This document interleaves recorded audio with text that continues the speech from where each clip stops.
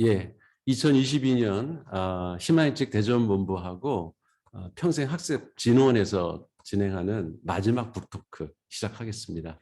오늘이 2022년 마지막입니다. 그래서 북토크의 마지막. 네. 오늘이 마지막이 아니라 북토크의 마지막. 그렇죠. 네. 그리고 스타는 항상 맨 마지막에 등장한다. 그래서 마지막이 어떻게 사실 원래 마지막은 아니었죠. 그렇죠. 네, 원래 스타가 따로 있었는데 중간에 잘리는 바람에 이게 대전 씨가 알아보고 그렇게 한 것 같습니다. 대전 씨가 이렇게 저를 스타로 또 만들어 주셨네요. 감사합니다. 예.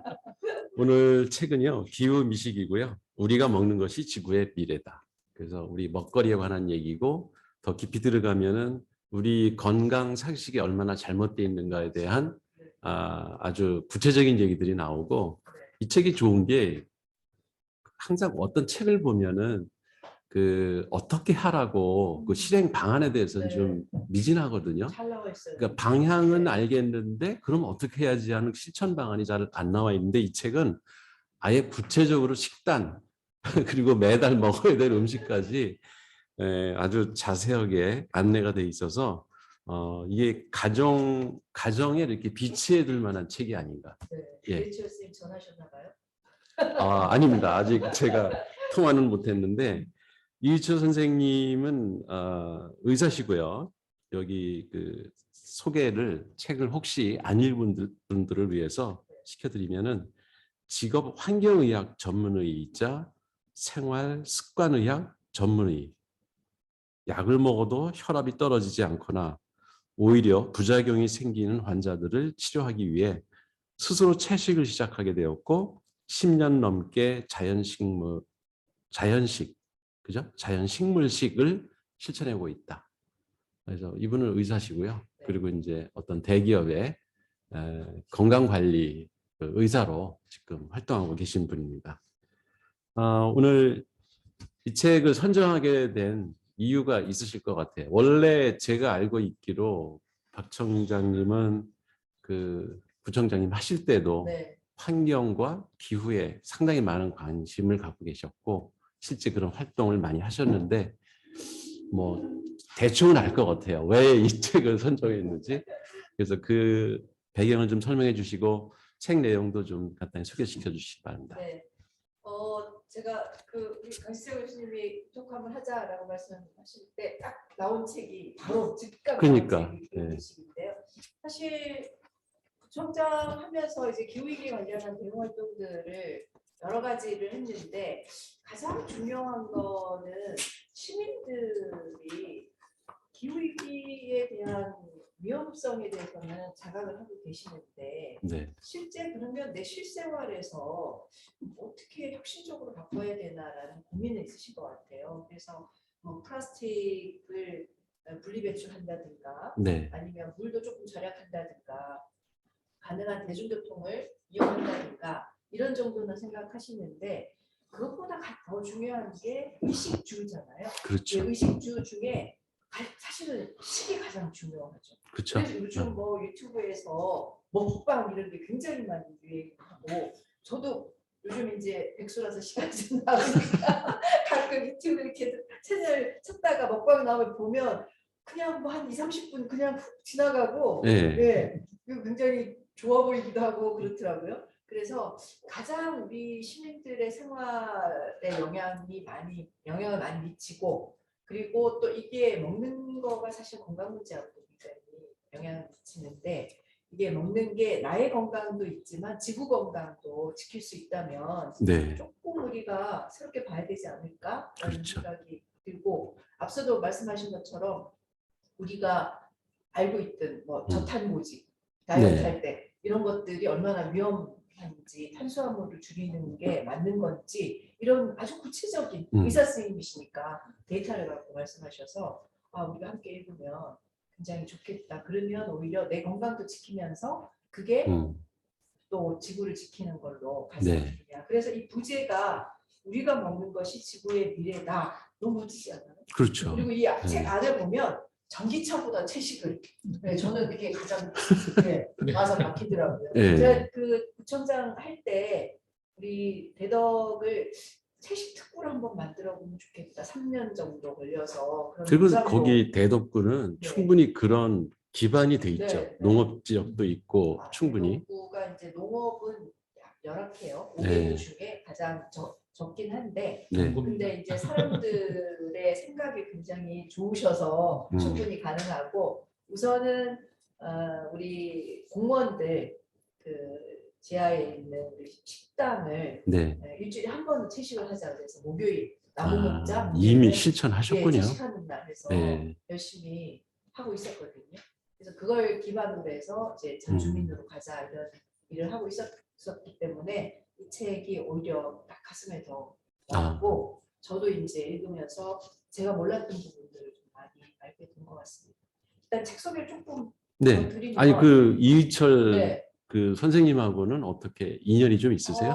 이철 선생님하고 한두 번 정도 뵀어요. 저도 이제 부천대 갈 때 북토크 가끔 하고 그랬는데 네. 그때 한번 초대돼서 오시기도 하셨고 이 책은 사실은 다른 의사 선생님이 저한테 선물을 주셨거든요. 자기가 굉장히 존경하는 의사 선생님이 쓰신 거라고 제가 이 책을 이 장바구니에 딱 담아놓고 있었는데 선물을 네. 주셨어요. 그래서 잘 됐습니다 하고 읽었는데요.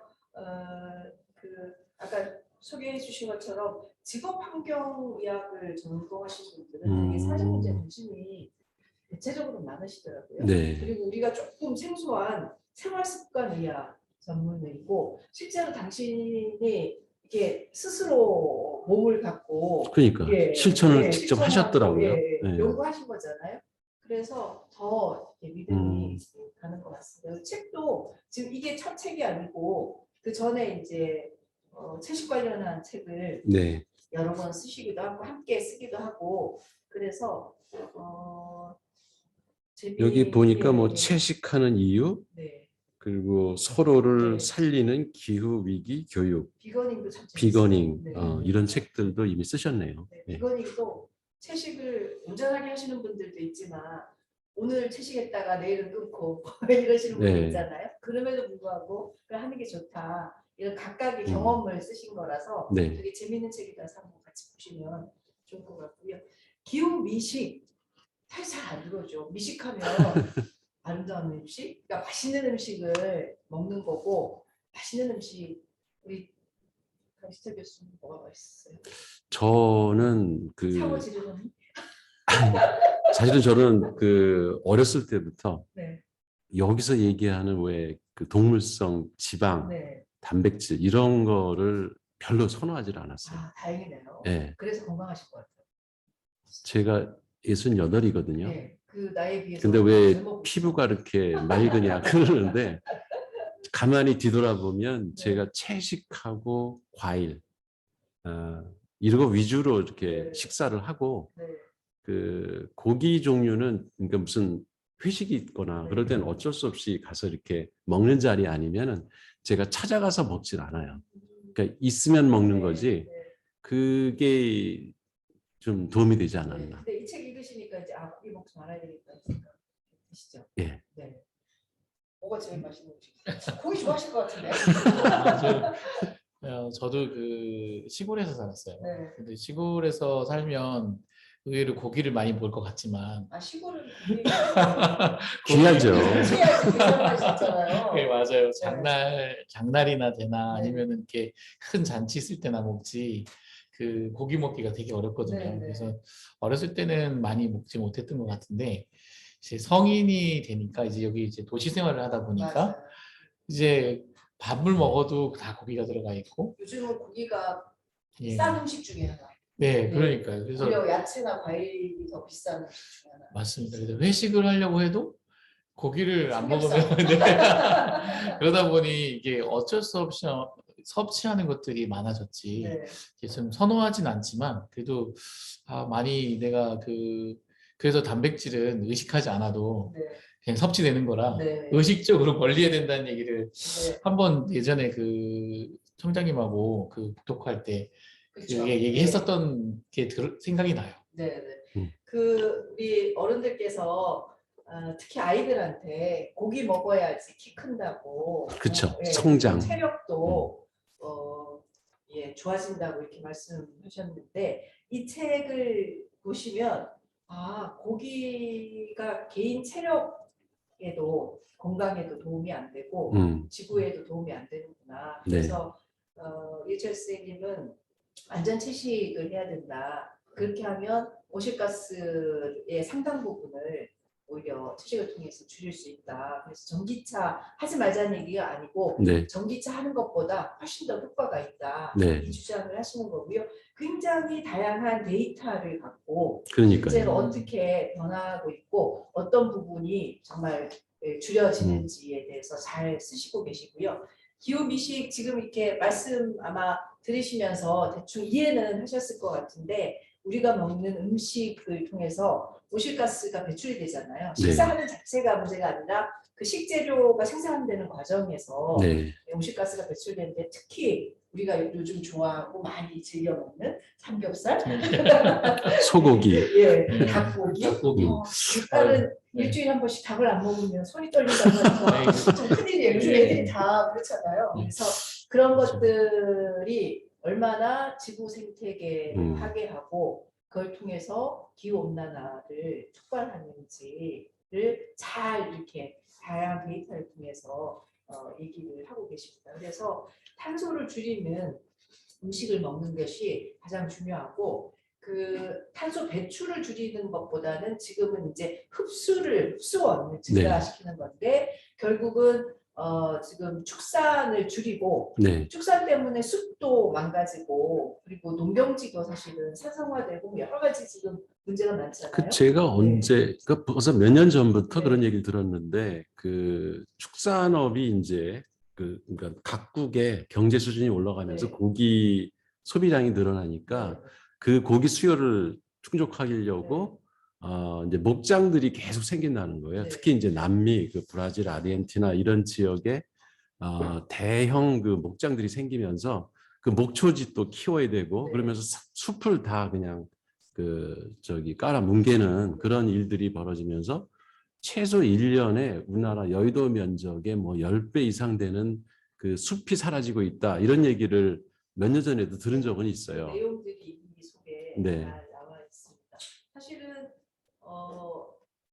그 축산이라는 게 사료를 먹여야 되는데 그게 인간이 먹는 옥수수나 이런 것들을 통해서 먹이는 거잖아요. 네, 그렇죠. 그러다 보니까 인간이 고기를 먹기 위해서 인간이 먹어야 될 식품, 그렇죠. 동물을 네. 소, 돼지에게 먹이는 거죠. 그러다 보니까 오히려 기아 인구는 더 늘어나고 그래서 그걸 통해서 말씀하신 것처럼 숲이나 농경지를 계속 단일 작물로 안 되고 숲은 계속 훼손하면서 농경지를 만들어 가야 되기 때문에 근데 이 축산을 줄이면 숲이 유지가 되고 네. 그러니까 오히려 흡수원이 더 늘어난다는 거죠. 그래서 굉장히 그 포지티브한 기후미식 운동이라는 게 뭘 안 되니까 살려보자 이런 것보다는 흡수원을 더 만들어 가는 거니까 굉장히 포지티브한 운동 방식이고 그리고 먹는 게 이제 결국은 미래 나의 건강도 살리지만 지구도 살린다는 그래서 내가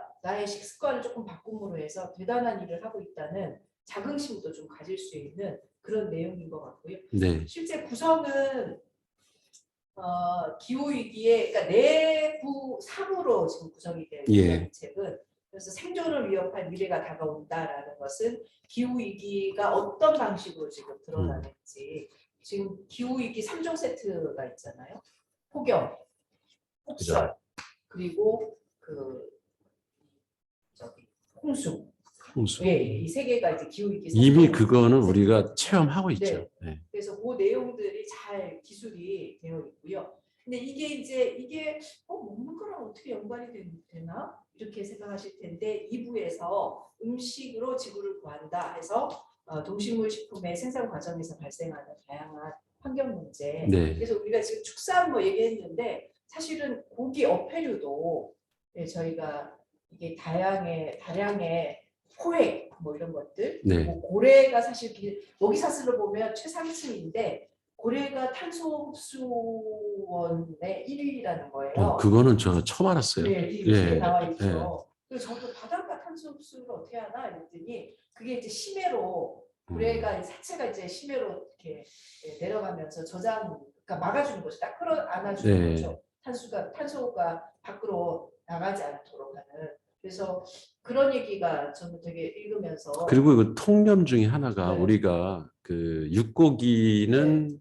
사람한테 네, 뭐 좋은데. 콜레스테롤이나 뭐 이런 거 지방 이런 것 때문에 안 좋은데 네, 그 해산물은 네. 좋다 이렇게 저도 이 책 읽기 전에 그렇게 알고 있었거든요. 네. 그래서 해산물은 많이 먹을수록 좋은 거 아니냐. 그래서 바닷가로 이사도 갈까 생각할 정도로. 네. 근데 그게 아니라는 거를 여기 각종 통계 그리고 이분이 책 쓰는 스타일이 그 학자 스타일이라서 네. 그냥 이렇게 추측이나 어느 뭐 신문 기사 이런 거를 이렇게 모아가지고 글 쓰는 게 아니라 거의 실제 실제 데이터를 그 데이터하고 연구 최신의 그 의학 연구 논문에 있는 자료들을 이렇게 인용해가면서 하니까 그 훨씬 신뢰가 네. 있더라고요. 그래서 여기 있다 보면 재밌는 게 우리가 이제 육고기를 많이 먹으면 콜레스테롤 수치도 높아지고 하니까 네, 오메가3 뭐 이런 거 바다에서 나오는 그쵸. 네, 그런 거 먹잖아요. 그렇죠.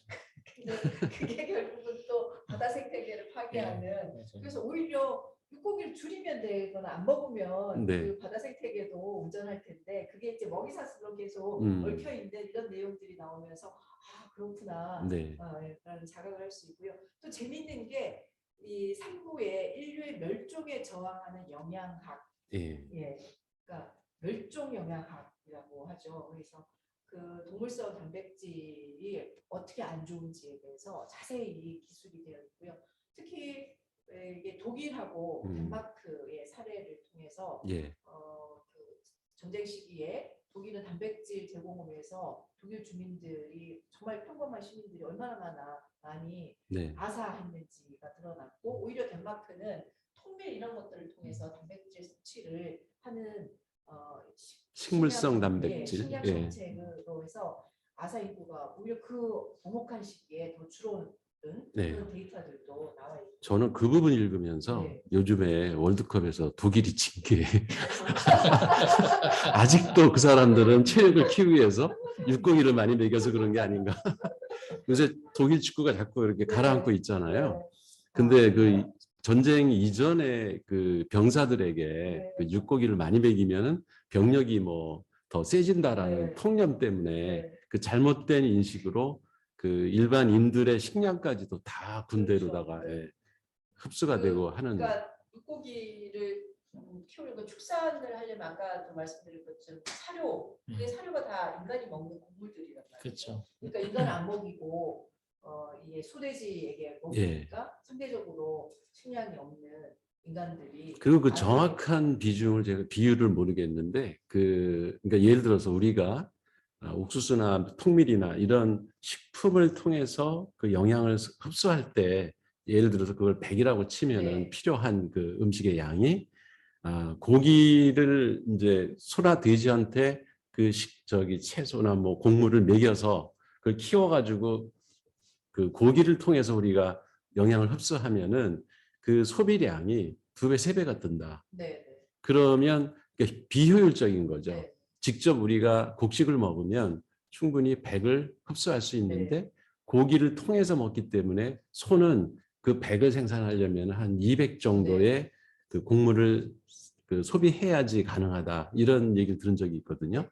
그 내용도 여기에 나오는데요. 실제로 칼로리가 이제 그 육식을 통해서 얻는 칼로리가 18%밖에 정도 안 되고요. 네. 근데 토지의 77%가 목축, 육식, 그러니까 축산을 하기 위해서 쓰여진다는 거예요. 그러니까 결국 인간이 그냥 곡물을 먹기 위해서 쓰여지는 토지 면적은 한 13% 네. 정도밖에 안 되는데, 근데 그걸 통해서 훨씬 더 칼로리를 많이 흡수한다는 거죠. 그래서 그렇게 따지면 굉장히 비효율적이 되는 거고, 그걸 통해서 또 지구 온난화도 가속화되기 네. 때문에 지구에도 안 좋은 그런 영향이 있다는 게 여기에 영양학적으로 잘 표현이 되어 있고, 여기에 이제 항생된 내성 문제들, 그렇죠. 인슐린 문제들 네. 이런 것들이 아주 자세하게 잘 기술이 되어 있고요. 특히 그 축산 분뇨를 이제 그 농업할 때 비료로 쓰잖아요. 네. 예, 그랬을 때 이제 강이나 호수의 오염을 통해서 그렇죠. 식수 오염. 우리 금강 대청호 매년 녹조 현상이 일어나고 그 녹조 현상이 날마다 이렇게 가속화되거든 매년. 예. 근데 그게 이제 상류 지역에 있는 돼지 키우는 농가들에서 나오는 것들도 있고, 네. 그리고 일부는 이제 비료로 사용하는 것들이 비가 오면 그냥 그대로 쓸려서 내려오니까 그런 문제도 있고, 그게 결국 그쵸. 해양 생태계에도 문제가 되고, 농지가 이제 화학 비료나 이런 걸로 그 오염된 것들이 결국은 다 강으로 흘러들어서 우리 식생활에 직접 영향을 주는 그 오염 물질이 되는 거죠. 그게. 그리고 이제 그 유기농 쪽 이제 운동하시는 분들이 예전부터 이제 성장 촉진제 말씀을 많이 하셨거든요. 네. 근데 그 내용도 여기에 지금 나와 있습니다. 그래서 먹이사슬을 통해서 그 우리가 축산을 하면서 항생제, 성장 촉진제 한꺼번에 막 밀집해서 키워야 되니까 병으로부터 안전하기 위해서 항생제를 과도하게 쓰고, 그다음에 한꺼번에 이제 확 키워야 되는 거잖아요. 그쵸.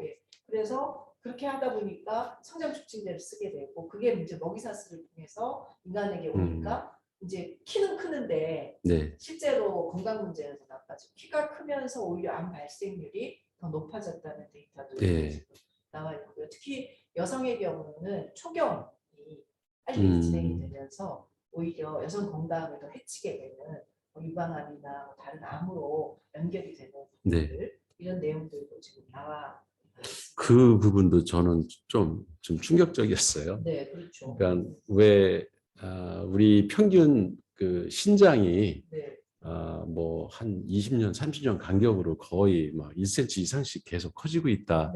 그래서 사실 보기는 좋잖아요. 키 큰 사람들이 있으면서 나도 내가 괜찮네, 지구 환경도 지키면서 괜찮네 이런 생각이 들었습니다. 아니 근데 일반적으로는 우리가 그 자녀들이 키 크면 아우 쟤 키 크다라고 이렇게 칭찬해주고 선호하죠. 네, 일부러. 그리고 TV 선전에도 보면은 뭐 성장 그 호르몬 이걸 일부러 약을 먹이든지 해서라도 우리 아이 제대로 컸나 뭐 이런 걸 체크하라고 일부러 이렇게 조장을 하잖아요. 그게.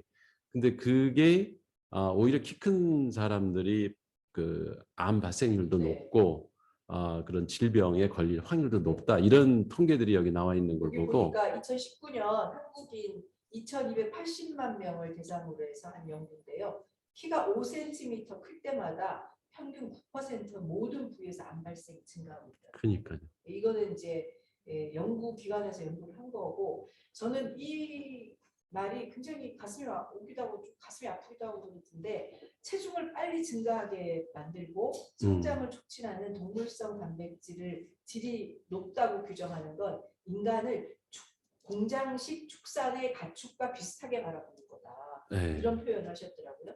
그래서 의사 선생님이신데 이게 가끔 보면 문장이 굉장히 사회운동 하시고 좋기도 하고 해서 글을 굉장히 오랫동안 쓰셨구나 하는 생각을 하게 됐어요. 그리고 마지막에 이제 레시피, 아까 말씀하신 것처럼 그렇게 해서 이제 알아서 하라 이런 게 아니고 뭐를 어떻게 먹어야 될지 여기에 지금 보면 잘 나와 있거든요. 그래서 뭐 천천히 씹는 것도 나와 있고, 그리고 어떤 것들을 먹어야지 훨씬 더 건강에 좋을 건지 이런 것도 나와 있고, 가공식품의 경우도 어떤 것들이 더 좋은지 이렇게 다양하게 나와 있습니다. 그래서 저것도 재밌던데요. 그러니까 채소나 이걸 자연 상태로 먹는 게 가장 좋다. 근데 그걸 1차 가공, 2차 가공, 3차 가공 하는 거를 이렇게 구분해 놓은 것도 재밌었어요.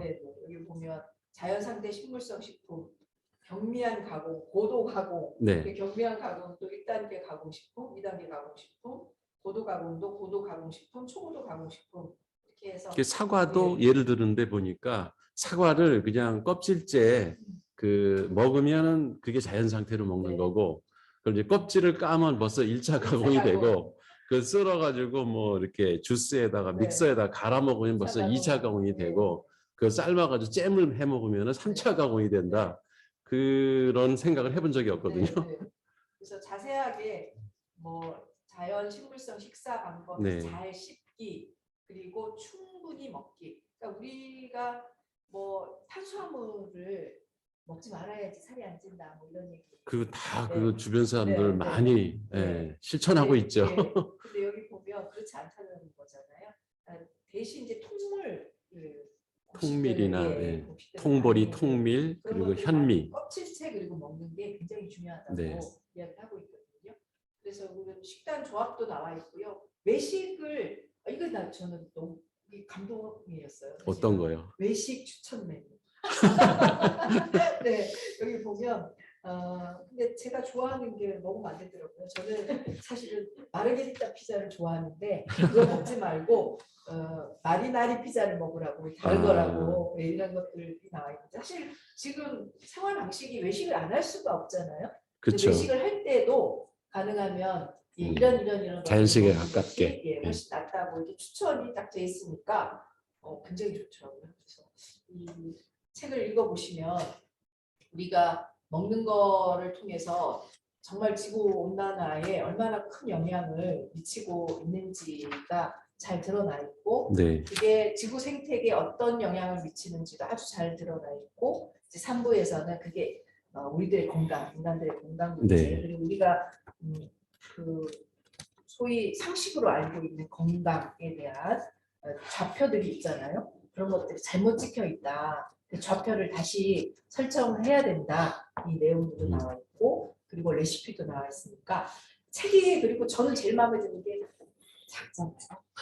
작고 네 그렇게 페이지 수가 많지 네. 않기 때문에 얼른 이렇게 보실 수 있고요. 저는 가능하면 우리 그 자녀들하고 가족이 예. 함께 읽으시면 좋지 않을까라는 생각이 듭니다. 특히 이번에 구글 검색어 그러니까 1년치 이렇게 나와 있는 거 보니까 1위가 기후변화.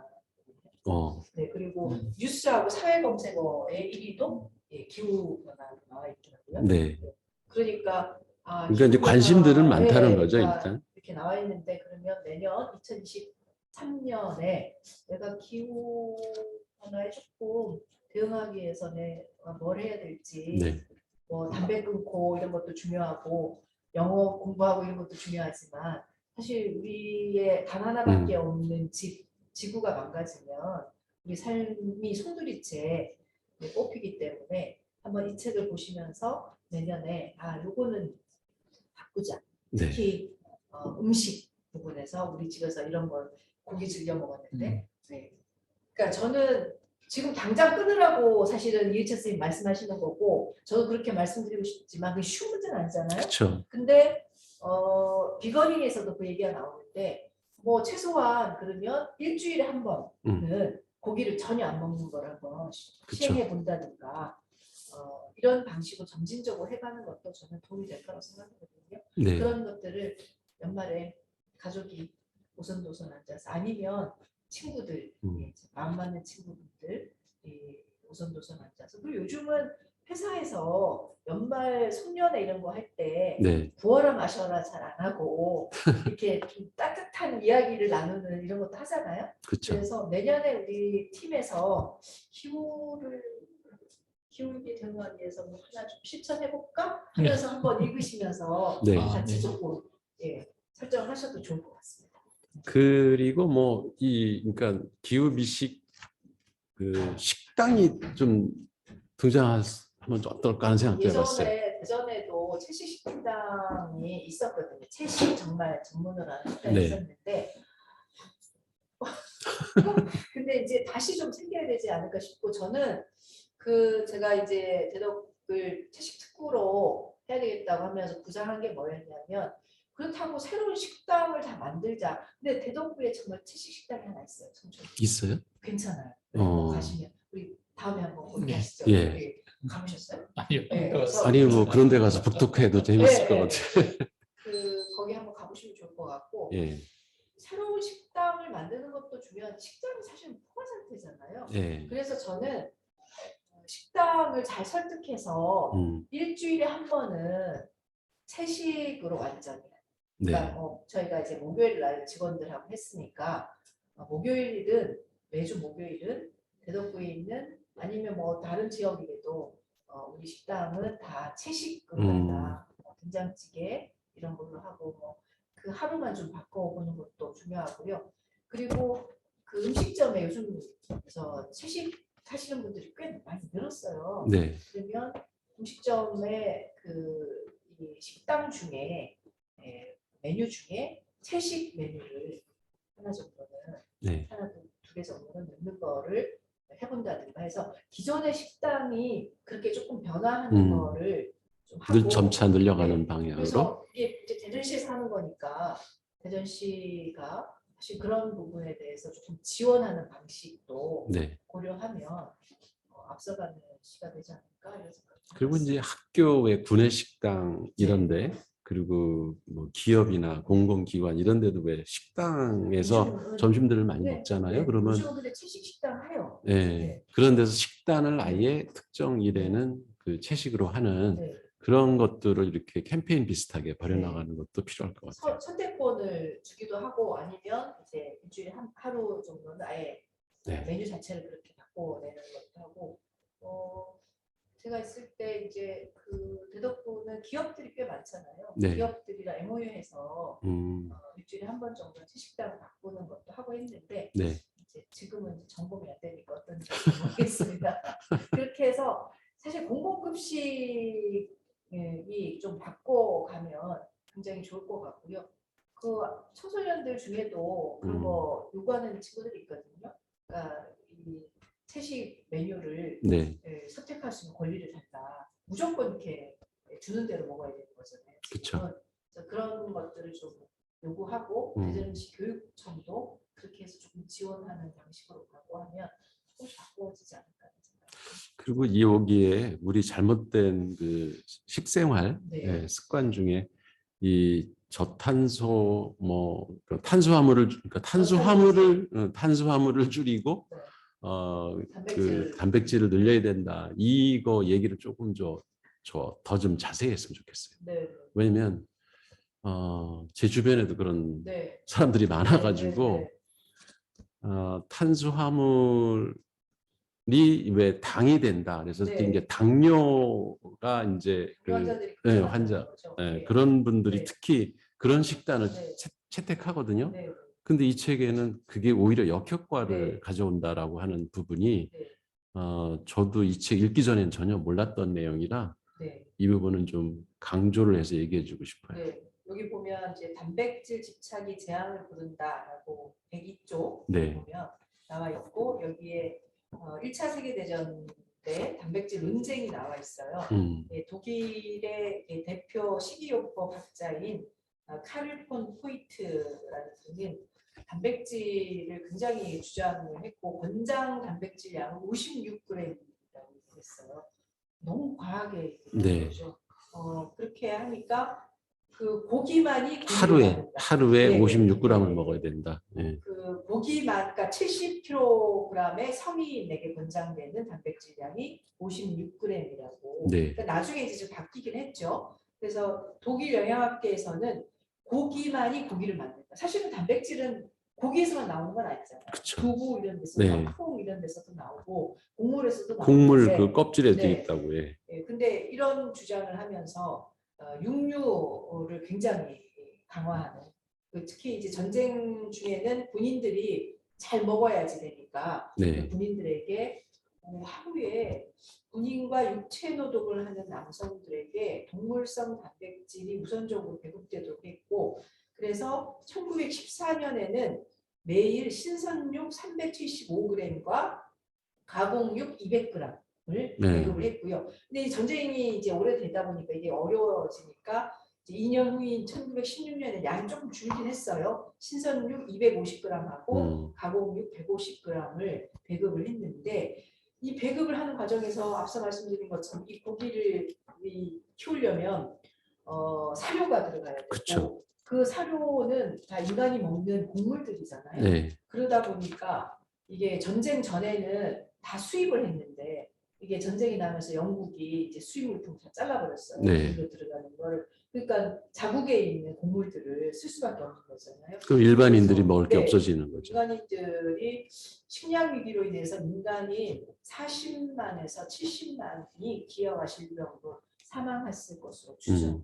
이때만 해도 데이터가 정확하지는 않으니까 네. 추정을 했고 이제 덴마크의 경우에는 하루에 20g에서 22g의 단백질만 섭취해도 된다. 네. 그러나 호밀빵, 감자, 채소를 통해서 해도 된다. 네. 라고 얘기를 해서 이게 이제 전쟁 중에 이렇게 식량 정책을 펼쳤어요. 그러다 보니까 이 식량 정책 적용으로 해서 1917년부터 1918년까지 식량 위기 상황이죠. 전쟁이기 때문에. 네. 그런데도 불구하고 사망률이 이전에 17년간 평균보다 34%나 줄었다. 네. 그러니까 그 당뇨병 많이 사라졌대. 그렇죠. 네. 네. 그러니까 이게 이제 독일 승이 되는 거죠. 영양학에서는 네. 덴마크 덴마크 승이 승, 되는 거죠. 그래서 요 내용들이 이제 자세히 나오면서 근데 그 부분이 중요한 네. 것 같아요. 그러니까 단백질이 불필요하다가 아니라 우리 생활에 식물성에서 예, 단백질은 필요한데 네. 그걸 굳이 동물성 네. 단백질을 섭취하지 않고 네. 그 곡물의 통밀이라든가 그 곡물의 껍질 그리고 감자 뭐 이런 데서도 충분히 단백질은 섭취할 수 있다. 네. 그리고 우리가 흔히 알 수 있는 뭐 콩은 단백질 뭐 덩어리잖아요. 이제 그런 단백질이 훨씬 우리 몸에는 좋다. 이런 부분이 네. 이게 중요한 것 같아요. 그리고 이게 식량 물평등 문제도 초래하는 거거든요. 그쵸. 결국은 돈 지금은 있는 이제 사람은 이제 전쟁 뭐 시대가 아니고 뭐 우크라이나하고 러시아 전쟁 때문에 밀가루가 올라가지고 네. 동네 빵집이 폭탄 맞은 게 사실 이런 이유들이긴 하잖아요. 그렇죠. 근데 이렇게 하다 보니까 어떤 지역에서는 사료 부족으로 인한 동물성 식품 섭취의 불편함을 이게 뜻하는데 어떤 지역에서는 식량 부족으로 인한 생존의 위험. 네. 그러니까 이게 어떤 지역에서는 소, 돼지를 키우기 위한 사료를 만들기 위해서 인간이 먹어야 될 곡물들을 그렇죠. 사료로 네. 생산하고 인간은 못 먹고 하니까 실제 기아 현상이 나타나고 생존의 위협까지 느껴지는 거고 그게 이제 적어지면 전쟁이나 기후이기 때문에 적어지면 그건 이제 다른 지역 유럽이나 이런 지역 네. 한국도 마찬가지죠. 그렇죠. 그런 지역에서는 그냥 고기 좀 덜 먹는 네. 불편함으로만 나타나는 거죠. 이게 굉장히 큰 차이잖아요.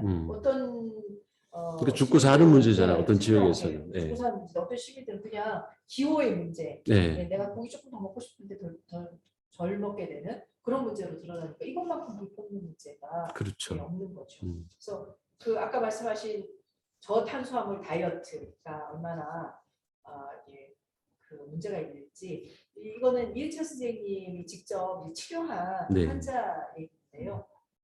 30대 남성인데 체중을 10kg 감량하고 근육을 그러니까 저탄 고지를 통해서 네. 체중은 이제 감량하고 근육을 키웠는데 근데 결과는 어떻게 되냐면 그 영양은 그렇게 됐는데 건강상 결과는 콜레스테롤이 3배 정도 증가했어요. 100에서 300으로. 300%. 예. 그리고 콜레스테롤 증가하니까 혈압도 높아지죠. 그죠? 네. 그 뭐 고지혈증, 예, 뭐 당뇨 모든 거의 원인이 되죠. 예, 당뇨도 개선이 안 되죠. 그러니까 이게 얼마나 사실 그 무리한 거죠. 어리석은. 예, 드러나는 거죠. 그래서 이런 거 하지 말아야 된다. 그리고 최근 20년간 고단백 음식이 당뇨병 발생에 미치는 영향을 평가한 연구들의 결론은 아주 일관되게 고단백은 당뇨병을 유발한다는 일관된 성과들이 네. 나오고 있다. 이 얘기도 지금 기술을 하고 계시고요. 이거 한번 소개해드리면 좋겠어요. 네덜란드 노테르담 지역에서 거주하는 분들의 당뇨병이 없는 분들, 네. 45세 이상 성인 6,822명을 대상으로 해서 1993년부터 2014년까지 22년간 추적 관찰을 했거든요. 근데 이 연구에서 탄수화물을 적게 먹고 단백질을 많이 먹을수록 인슐린 저항성과 당뇨병 발생 위험이 증가하는 것으로 이 22년 동안 연구한 거잖아요. 1, 2년 네. 연구한 게 아니고 나왔습니다. 그래서 이걸 보면 우리가 얼마나 엉터리 영향을 그러니까요. 알고 네. 있나. 그래서 오늘부터 조금 다시 생각을 해보셔야지. 그 인슐린 저항성을 네. 조금 처음에 좀 그 개념이 저도 이게 어렵더라고요. 그래서 읽긴 읽었는데 이게 인슐린이라는 게 이제 당뇨 이런 거 낮추는 네. 건데 사실은 이거를 못 낮추도록 하는 거, 그러니까 그냥 좀 그 무식하게 얘기하면 당뇨병을 유발하는 거가 되는 네. 거를 인슐린 저항성이라고 얘기를 하고 있고, 이게 결국은 고단백을 많이 섭취하면서 네. 나타나는 현상이다, 이렇게 보시면 될 것 같습니다. 여기 보시면 여러 가지 예들도 있고 이 동물성 단백질이 어떻게 인슐린 저항성을 높이는지에 대해서 잘 나와 있고요. 이게 뭐 신체 활동, 특히 요즘 이제 운동 잘 안 하거나 스트레스 요즘 많이 받긴 하잖아요. 네. 하거나 이제 뭐 좀 수면에 문제가 있거나 이러면 이런 것들도 유발하지만 결국은 가장 중요한 거는 식습관을 통해서 네. 나타난다, 이 말씀이 되고요. 만성질환하고 기후가 닮았대요. 사실 만성질환이 이게 갑자기 나타나는 게 아니잖아요. 그렇죠. 어느 네. 날 근데 딱 드러나는 순간 사실 이게 사망으로 가요. 위험이 굉장히 높은 건데, 기후위기도 지금 서서히 드러나고, 지금은 사실 서서히 드러난다고 하기도 어렵죠. 그죠. 본격적으로 산불, 우리한테 삶에 영향을 차오르, 미치죠. 뭐 여러 가지 문제들이 드러나면서 기후가 이렇게 극단화하잖아요. 네, 비가 오면 그냥 왕창 오고, 네. 눈도 오면 왕창 오고, 아니면 가물든가 네. 뭐 이렇게 극단화 현상이 점점 심해지는 게 뭐 피부로 느끼는 것 네. 같아요. 그래서 이런 문제들이 이제 이 인간이 먹는 것이 자연에게 어떤 해악을 끼쳐서 네. 그게 결국은 사실 먹이 사슬의 최종 인간이잖아요. 그쵸. 인간에게 네. 또 다른 안 좋은 영향을 미치고, 그게 이제 우리의 유일한 집이 지구 생태계에 어떤 영향을 미치고 있는지 저는 이 책에는 없는데 그 말도 되게 와닿은 게, 지구가 죽어가고 있다 이런 표현을 우리가 많이 쓰는데 사실 지구는 죽지 않는데요. 네. 우리의 삶의 터전이 죽어가고 네. 있는 거지, 지구는 인류가 멸망해도 멀쩡히 자기 네. 항성으로서 자기는 그냥 정체성을 유지한다는 거예요. 그러니까 우리 인간의 관점에서 봤을 때 맞아요. 우리가 살기 좋은 환경이 점점 망가지고 있다는 얘기지, 지구는 멀쩡하다. 그러니까 우리 스스로 우리 삶의 터를 망치는 짓을 하지 말자는 게, 그게 이제 옳은 편인 것 같아요. 그 인디언들이 그렇게 얘기하셨다고 그러더라고요. 이게 땅은 우리가 후대 미래 세대에 물려주는 게 아니라 미래 세대에게서 당겨서 빌려서 쓰고 있다. 네. 이 개념도 그쵸. 우리가 좀 기억해 해야 될 개념이고요. 사실 제가 이제 최근에 시간이 좀 많이 남잖아요. 그래서 제가 이제 그 SF 소설 좋아하거든요. 네. 읽으면 지구는 다 망합니다. SF 소설에서 지구가 아예 폭발해서 없어지는 경우도 있는데, 근데 그 우리 강시철 교수님 말씀하신 것처럼 사실 지구가 망하는 건 아니고 인간이 멸망하는 거고요. 제가 이제 선거에서 떨어지고 6월 달은 이제 근무를 해야 되니까 다시 들어가서 이제 일을 하는데, 그 비서실장이 저한테 책을 하나 선물했어요. 그 책 제목이 뭐냐면 작별 인사예요. 너무 정갈한데요. 네, 김영하 선생님이 쓴 작별 인사인데, 네. 작별 인사 전 추천드리고 싶어요. 소설이에요? 네. 작별 인사도 요만한데 소설인데, 사실 인간이 무엇인지 어떻게 살아야 되는지에 관련된 소설인데, 여기 휴머노이드가 나오거든요. 주인공이 휴머노이드예요. 예. 근데 마지막에 보면 인간이 멸망해요. 그래서 인간이 멸망하는 순간 지구 생태계는 되살아납니다. 네. 되살아나는데, 이제 휴머노이드는 자기가 인간이고 싶으니까, 그러니까 영원히 살잖아요. 네.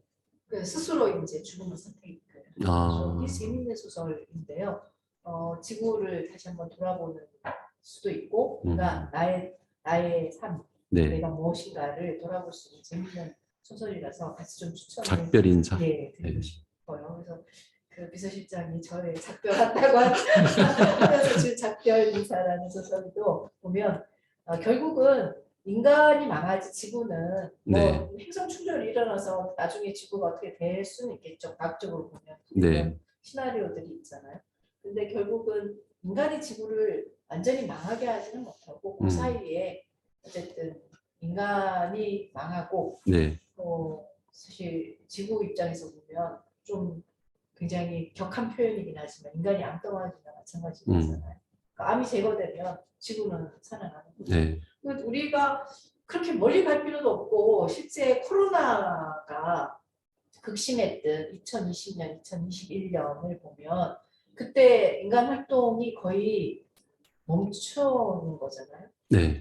오, 그 우리 미세먼지도 없어지고 먼 산도 볼 수 있고, 네, 새로운 정말 멸종되었다고 생각했던 생물들이 다시 살아나고, 뭐 아르헨티나 해변에서는 물개하고 개하고 같이 즐겁게 노는 네. 그런 장면들도 볼 수 있고. 그리고 인도 뉴델리인가 네. 거기에서 그 히말라야가 히말라야가 보여요. 네. 옛날에는 안 보였는데 네. 이 코로나 때문에 공장들이 막 그 정지하고 하니까 오히려 거기가 하늘이 맑아져가지고 네. 다 보이더라. 그러니까 그게 불과 1, 2년 전 그쵸. 거잖아요.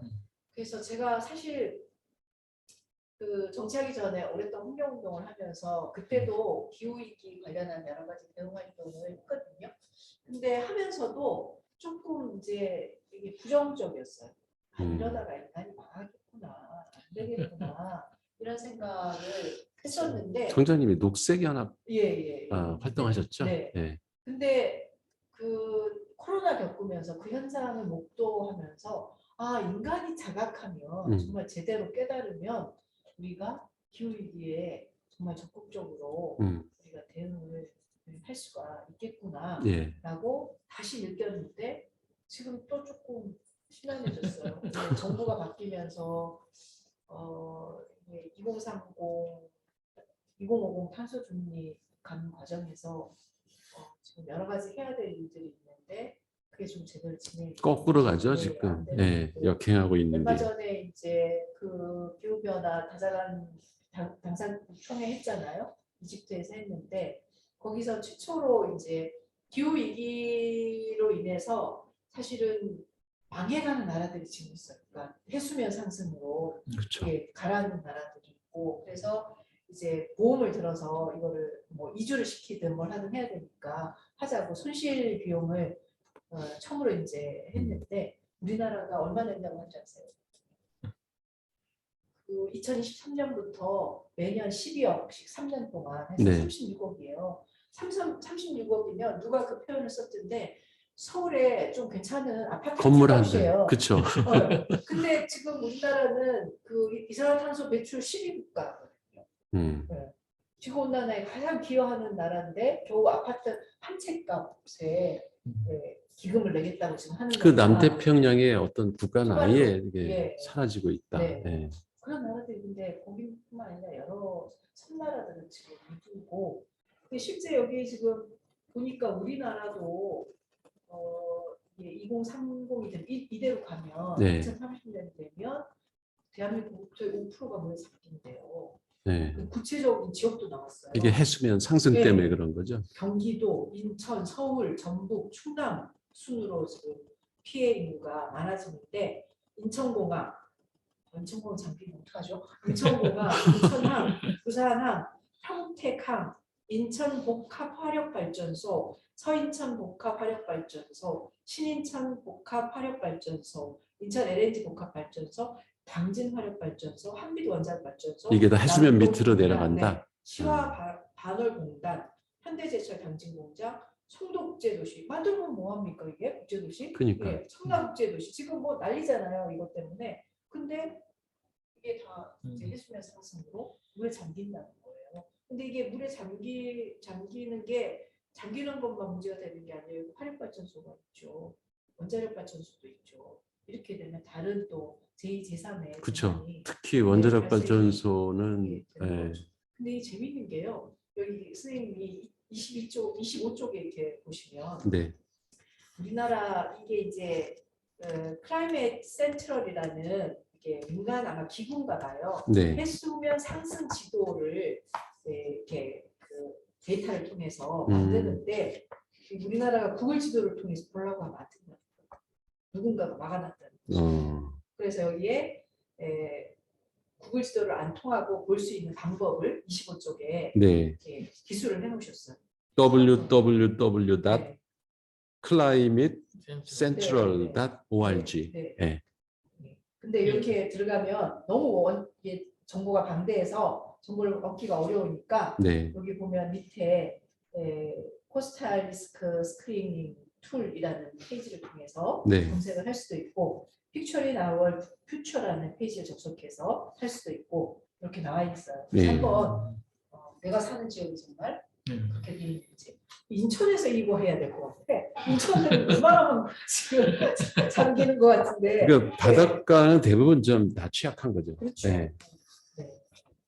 그래서 이게 근데도 우리나라가 이제 정신을 지금 못 차리고 있는 것에 대해서는 그러니까 이게 이런 그 재난이 항상 일어나면 가진 자들은 어떤 식으로든 피하는 맞아요. 예, 수단이 있는데 네. 당하는 건 항상 서민들과 약자들. 네.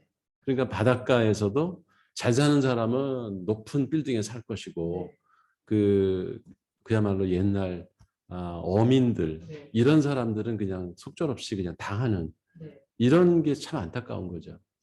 근데 이제 기후위기라는 거는 그거를 틀을 더 뛰어넘을 거라는 거죠. 네. 기후는 가난한 사람, 부자에게 그러니까 지금은 그래요. 네. 그러니까 가난한 나라가 더 크게 피해를 보고 네. 근데 그 가난한 나라는 탄소 배출할 게 별로 없기 때문에 실제 지구온난화에 기여하는 게 별로 없거든요. 그렇죠. 근데 우리나라처럼 지구온난화에 상당히 기여를 하는데 실제 피해는 그렇게 많이 받지 네. 않고 지금은 그런데 이게 더 진행이 되면 결국은 가난한 자와 구분 없이. 예, 부자 또 가난한 나라와 부자 구분 없이 전체가 다 지금 문제가. 네. 그래서 최근에 무슨 영화 보면 하늘 위에 그 도시를 만들어 가지고 네, 그렇죠. 밑에는 다 어려운 사람들이 살고 그리고 정말 부자들은 하늘 위에서 살게 되는 그런 세계를 만들면 어렵지 않을까요? 테슬라가 그걸 꿈꾸는 것 같던데요. 부자들은 실어 날라서 안전한 행성으로. 돈 있으면 그거를 숲을 더 만들고 그러니까. 그걸 해가지고 지구 전체를 살릴 생각을 해야지. 네. 예, 선민들도 아니고 지금 뭐 성경에 나오는 배를 만들 수 있겠어요? 노아의 방주처럼. 네. 우리 박주환 이사님은 이 책 좀 심각하게 읽지 않았어요? 네, 저도 고기를 끊어야 되겠다. 네, 이제 평소에 이제 고기를 즐겨 먹지 않았지만 그것도 이것조차도 의식이 필요하구나 이런 생각이 들었었고요. 근데 이 책을 보면서 저는 좀 상당히 그 기후와 음식을 연결하는 이분의 어떤 접근은 좀 재밌었습니다.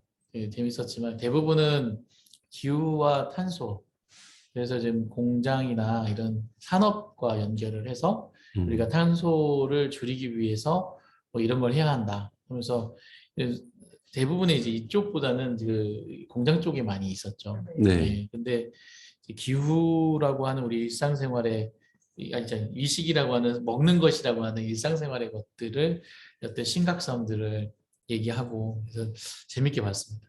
네. 근데 이제 이 책에 이제 여러 가지 내용 중에 사실 동물 얘기들이 많이 나오잖아요. 근데 사실 동물은 이 선사시대부터 우리의 이 친구이자 우리의 동반자죠, 동반자. 노동력이자 이런 어떤 가족 같은 그런 그 동물이었는데 이 동물들이 어떤 때를 딱 기점으로 해서 확 그 역할이 바뀌냐면 그 산업혁명 하면서 이제 자동차들이 나오고 동력을 증기기관이 나오면서 이제 이 동물들의 동력을 대신하는 그 기계들이 나오기 시작하는 거죠. 네.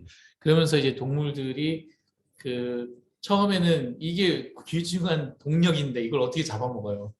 애지중지해가지고 계속 해가지고 계속 그 개체를 늘려야지 밭도 갈고 그 논도 갈고 뭐 맞아요. 하는 그 얘기 들으니까 원앙 소리인가 그 영화 생각나네.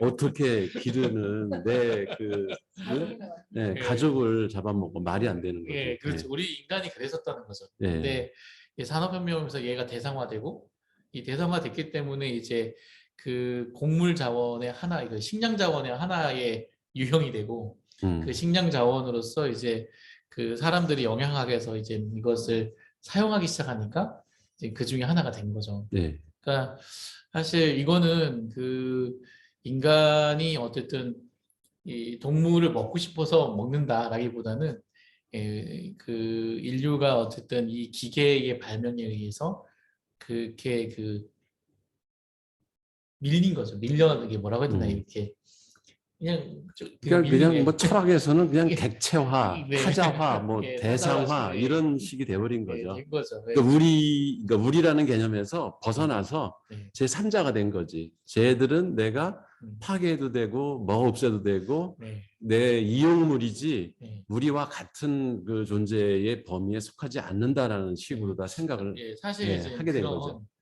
그런 기후와 미식을 연결할 때 이제 그런 부분도 좀 같이 있으면 좋았을 것 같다라는 생각이 들었어요. 근데 여기서는 이 상당한 그 메탄가스나 뭐 이런 그것을 먹이기 위한 어떤 이런 기후하고 연결하다 보니까 좀 억지스럽지 않나? 뭐 이런 것도 사실 저는 느꼈어요. 약간 억지스럽게 너무 통계를 갖다 쓰신 거 아닌가? 뭐 이런 생각도 듣긴 했지만 예. 우리가 그 동물은 그런 존재다. 근데 결국 우리 인간의 역사가 보면 6.25 시대 때 보면은 그 산이 민둥산이었거든요. 네. 근데 석탄 자원이 발굴이 잘 되면서부터 이제 산에 나무가 심겨지기 시작한 거죠. 이제 사람들이 나무가 필요 없는 거죠. 근데 이제 그 석유가 이제 나오기 시작하면서 이제 석탄도 안 쓰는 시대가 되거든요. 그러니까 인간이 어떤 이 흐름은 이 스트림이라는 이 흐름은 무언가 대체돼야지 이게 해결이 되지. 이것을 쓰지 맙시다 라고 그때 나무를 다 떼고 있는데 나무를 쓰지 맙시다 하면은 몰래 가서 문제가 발생했을 때 이제 네. 어쨌든 문제를 해결하는 방식으로 계속 대응을 해온 건데 네. 맞는 건데 지금은 석탄이 여전히 제일 높습니다. 그렇죠?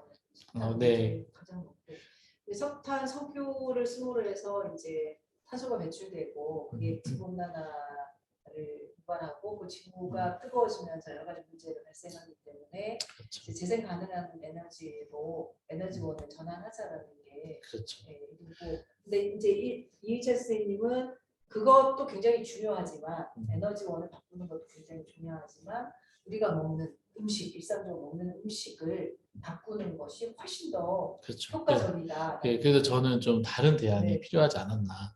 이렇게 하는 것보단 오히려 그 아까 에너지의 역사를 제가 본 네. 거죠. 에너지가 결국 대체되면서 이전 것이 잊혀진 것처럼 이 계속 고기를 먹고 있는 사람들의 어떤 이런 부분들을 우리가 이런 어떤 운동도 중요하지만 자각시키는 것도 중요하지만 야 이거보다 더 맛있는 게 있다. 뭐가 맛있을까요? 요즘 대체육 시장이 상당히 네. 많이 연구가 되고 있거든요. 그래서 거기에 영양과 이런 것들이 가미된 대체육을 만들어내는 이런 어떤 연구들을 같이 진행하는 게 더 현실적인 답이 아닌가. 그리고 그게 보급이 되고 그러면 굳이 그 오염되고 그 뭔가 그 항생제나 이런 것들로 이렇게 그 둘러싸인 이거보다는 아주 클린한 네. 대체육을 그렇지만 고기와 비슷한 이거를 사람들이 더 선호할 수밖에 없는 대체에 대한 부분들도 같이 정책에 들어가야지 좋겠다 이런 생각도 좀 들었고요. 그냥 너무 좀 뭐라 해야 되나 이게 하지마 라고 이렇게 얘기를 하는 상황은 되게 읽으면서 한편으로는 이해가 갔어요. 근데 또 한편으로는 그럼 어떻게 하지? 그러면 이 운동은 결국 뭐냐면 이제 그냥 그 조그만 그 통로에 이렇게 물방울을 떨어뜨리는 정도의 운동을 우리가 운동이라고 할 수 있는가? 이 큰 물줄기를 만들어서 정말 그걸 해결해야지 그런 대안을 같이 논의해야지 이런 부분도 같이 확장을 시켰으면 좋겠다는 생각도 되게 아쉬운 부분이 있었습니다. 근데 이제 저는 그거는 이제 이철 선생님이 다 할 거는 아니고 정책을 이제 집행하는 사람들 특히 이제 식생활이 굉장히 중요하잖아요. 네. 그 학교 교육 과정을 통해서도 그렇고 먹는 게 사실 다 교육을 통해서 이게 좋은 거라고 자꾸 강요받고 하기 때문에 그런 거고 그래서 여기에 이제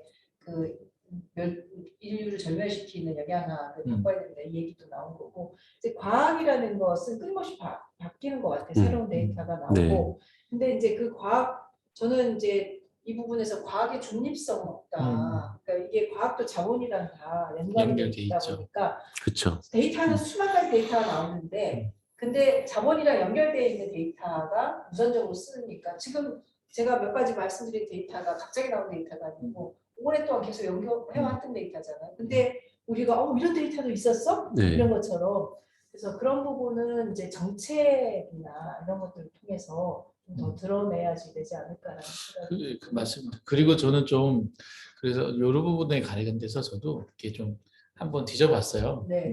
그 구글에서 살짝 했는데 논문이나 이런 거는 좀 많이 없더라고요. 이 음식의 영양학과 네.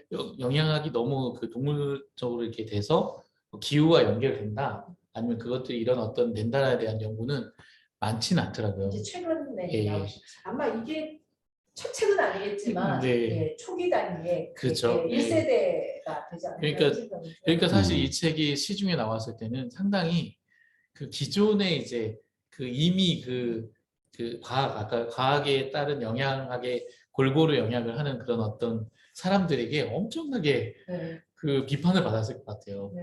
네. 너무 그 아전인수격으로 하는 거 아니냐 뭐 이렇게. 근데 엄청나게 비판을 받아야 되는데. 예, 네, 근데 그런- 논쟁이 좀 돼야 예, 돼요. 그렇죠. 근데 아직은 그렇게 엄청나게 비판받거나 논쟁이 되는 것 같지는 네. 않고 누군가 사실 이제 논쟁이 좀 돼야지 맞아요. 예, 맞아요. 이게 이제 사회적 이슈가 되고 그러면서 새로운 또 흐름이 만들어지고 예. 하는데 그러니까 그 부분에서는 조금 그래요. 이 책이 조금 더 많이 읽혀지고 이런 독서 이슈화돼야, 토론이나 이런 예. 걸 통해서 새롭게 조금 논쟁이 그리고 됐으면 이게 좋겠다. 언론의 역할도 되게 중요한 것 같아요. 그러니까 지금까지 우리가 그 알고 있는 이런 식생활에 대한 상식 이런 게 대부분이 요즘에 특히 TV 프로그램들 보면은 건강에 관련된 게 되게 많이 올라와요. 근데 거기서 천편일률적으로 그런 동물성 단백을 네.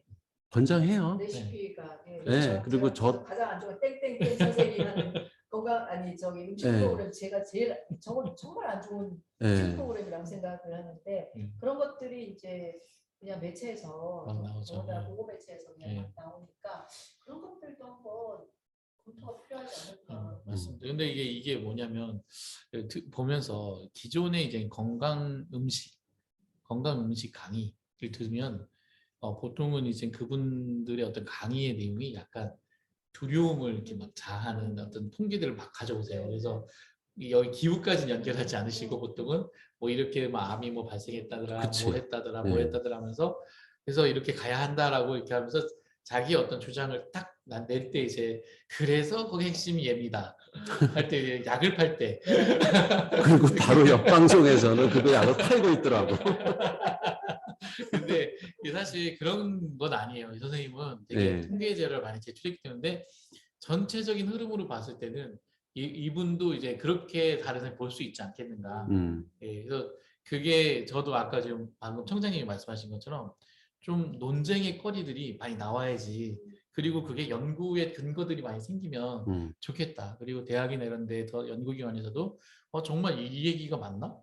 라는 것을 실증해보고 찾아보고 그리고 이제 사람들한테 그렇다라고 하는 것들이 의식이 전환이 가능한 실증 데이터들을 내놓는 예, 이런 단계까지 갈 수 있도록 이런 좀 정치적인 어떤 좀 리딩이 필요한 것 같아요. 지금. 예, 레이지 칼슨 선생님이 침묵의 봄이라는 책을 써서 항생제가 얼마나 네. 위험한지를 알린 거잖아요. 그리고 나서 굉장히 고초를 많이 겪으셨어요. 그 네. 당시에 그렇죠. 생물학을 하시는 분이니까 뭐 기업으로부터도 그렇고. 그렇겠죠. 네. 그리고 우리 예전에 저 음식 이렇게 비닐 네. 예, 포장 이런 거의 유해성 네. 말씀하셨던 그 식품영양과 교수님 그 여자분이셨는데 네. 그분도 기업으로부터 고초 굉장히 많이 겪었거든요. 네. 그래서 조금 이제 너무 자본이 세게 사실을 호도하는 부분들이 있기 때문에 그거를 어떻게 좀 막아낼 수 있을까 이런 것들도 되게 중요한 것 같고요. 그래서 정치나 정책이 또 그게 다는 아니지만 굉장히 중요하게 역할을 할 수 있을 거라고 네. 그런 측면에서 저는 룰라의 귀환이 굉장히 고맙습니다. 룰라의 귀환? 네. 네. 룰라가 이제 대통령이 되셨잖아요. 아. 네. 그 아마존을 예. 살리겠다라고 이번에 선언했고 코페이에서도 그 얘기를 했었거든요. 네. 근데 지금 아마존이 사실은 그렇죠. 지구의 합판데 굉장히 많이 망가져 있잖아요. 네. 네, 그 전에 대통령일 때도 그런 얘기를 했었는데 사실 자본 때문에 굉장히 어려움을 겪기도 했어요. 룰라 대통령도. 그래서 그 실험이 좀 성공하기를 저도 좀 응원을 하고 싶고요. 그래서 그러니까 이제 개인 차원에서 어떤 그 뭐 자기 건강을 위해서 그 또 지구 크게는 뭐 지구의 환경을 위해서 실천하는 것도 중요하지만은 그 효과가 되게 사실 미미해요. 네. 그러니까 그 정치적 지도자나 네. 이런 분들이 좀 그 정책적으로 펼치면은 네.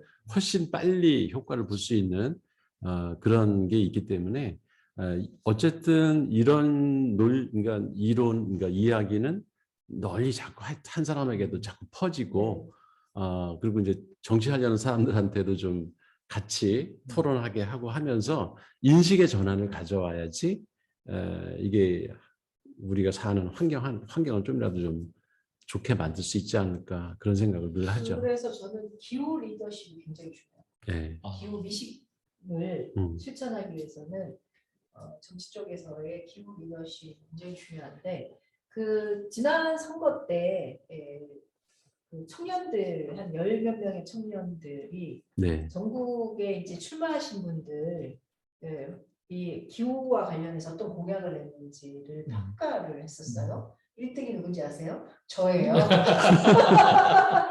아니 실제 많이 하셨잖아요. 하고 계시죠. 네. 그래서 똥 줬는데 저한테 전화 왔어요. 똥 줬는데 그랬더니 그래도 이제 상은 줘야 된다고 네. 상도 받고 의회에 몇 차례 이제 같이 인터뷰도 하고 그랬는데 그 청년들이 최근에 이제 기후 리더십 관련해서 이런저런 이제 그 민선 7기 때 기후 관련해서 여러 가지 정책을 잘 펼쳤던 분 그리고 민선 8기 때 또 펼칠 분들을 만나서 이야기도 듣고 그러는데 실제 기후 리더십이 지금 뭐 굉장히 중요한 것 같습니다. 저는 우리 사회가 지금 해결해야 될 과제가 제가 이제 생각하기에 해결해야 될 과제가 불평등 양극화 문제, 네. 기후 위기 그리고 갈등, 사회 갈등이 너무 심각하잖아요. 심각하죠. 이 세 가지인데 근데 그 가운데 바닥 이제 축이 되는 게 저는 기후 위기라고 생각해요. 네. 기후 위기는 양극화 불평등 문제를 더 심화시킬 거고 그 양극화 불평등 문제가 심화되면 사회 갈등은 더 증폭될 거라고 그렇죠. 보여지거든요. 그래서 이것들을 잘 아울러서 우리 사회가 조금 더 건강하고 그리고 지구가 건강하게 될 수 있도록 만들어가는 게 일종의 기후 리더십이라고 생각이 네. 들고 그 기후 리더십은 굉장히 민감성을 가져야 돼요. 그냥 그렇지 뭐 이런 게 아니고 그게 왜 그럴까를 우리 좀 생존의 문제인데. 예. 연구하는 그 민감성이 없으면 기후 이게 또 한때 무슨 흘러간 옛 노래처럼 생각하시는 분들도 있어요. 그래서 그런 것들 우리 사회에는 지금 어떤 리더십보다도 필요하지 않을까라는 생각이 그렇죠. 이게 제가 지금 역사 속에서 제가 지금 책을 이렇게 중국 역사를 이렇게 쭉 중국식 분 같아요. 아닙니다. 서양식입니다. 중국 역사를 보다 보니까 그 명나라 때쯤에 그 네. 한번 지구가 전체적으로 되게 그 추워지는 그래서 그 쭉 기후 전체적인 기후가 명나라 그 100년인가 그 해 동안 계속 추워지는 거예요. 네. 그러면서 그 나라가 그냥 그 뭐 해일도 만나고 뭐 별의별 그 재난을 다 만났거든요. 네. 근데 그때의 그 하늘에 이제 이게 뭐 그걸 이제 하늘에 이용해가지고 그걸 좀 지나가게 해주시기도 하고 막 그 다 했지만 결국은 그 기후에 의해서 그 연결 관계가 있는지 모르겠지만 명나라는 이제 그 흉흉한 어떤 소문 속에서 사라졌거든요. 그러니까 이 기후의 문제가 저는 되게 우리가 지금 사실 되게 심각하게 생각하고 있고 이런 대비를 하고 있지만은 이거는 그냥 저는 이 흐름이지 않나. 지금 큰 흐름은 그냥 이렇게 따뜻해지고 있는 거죠.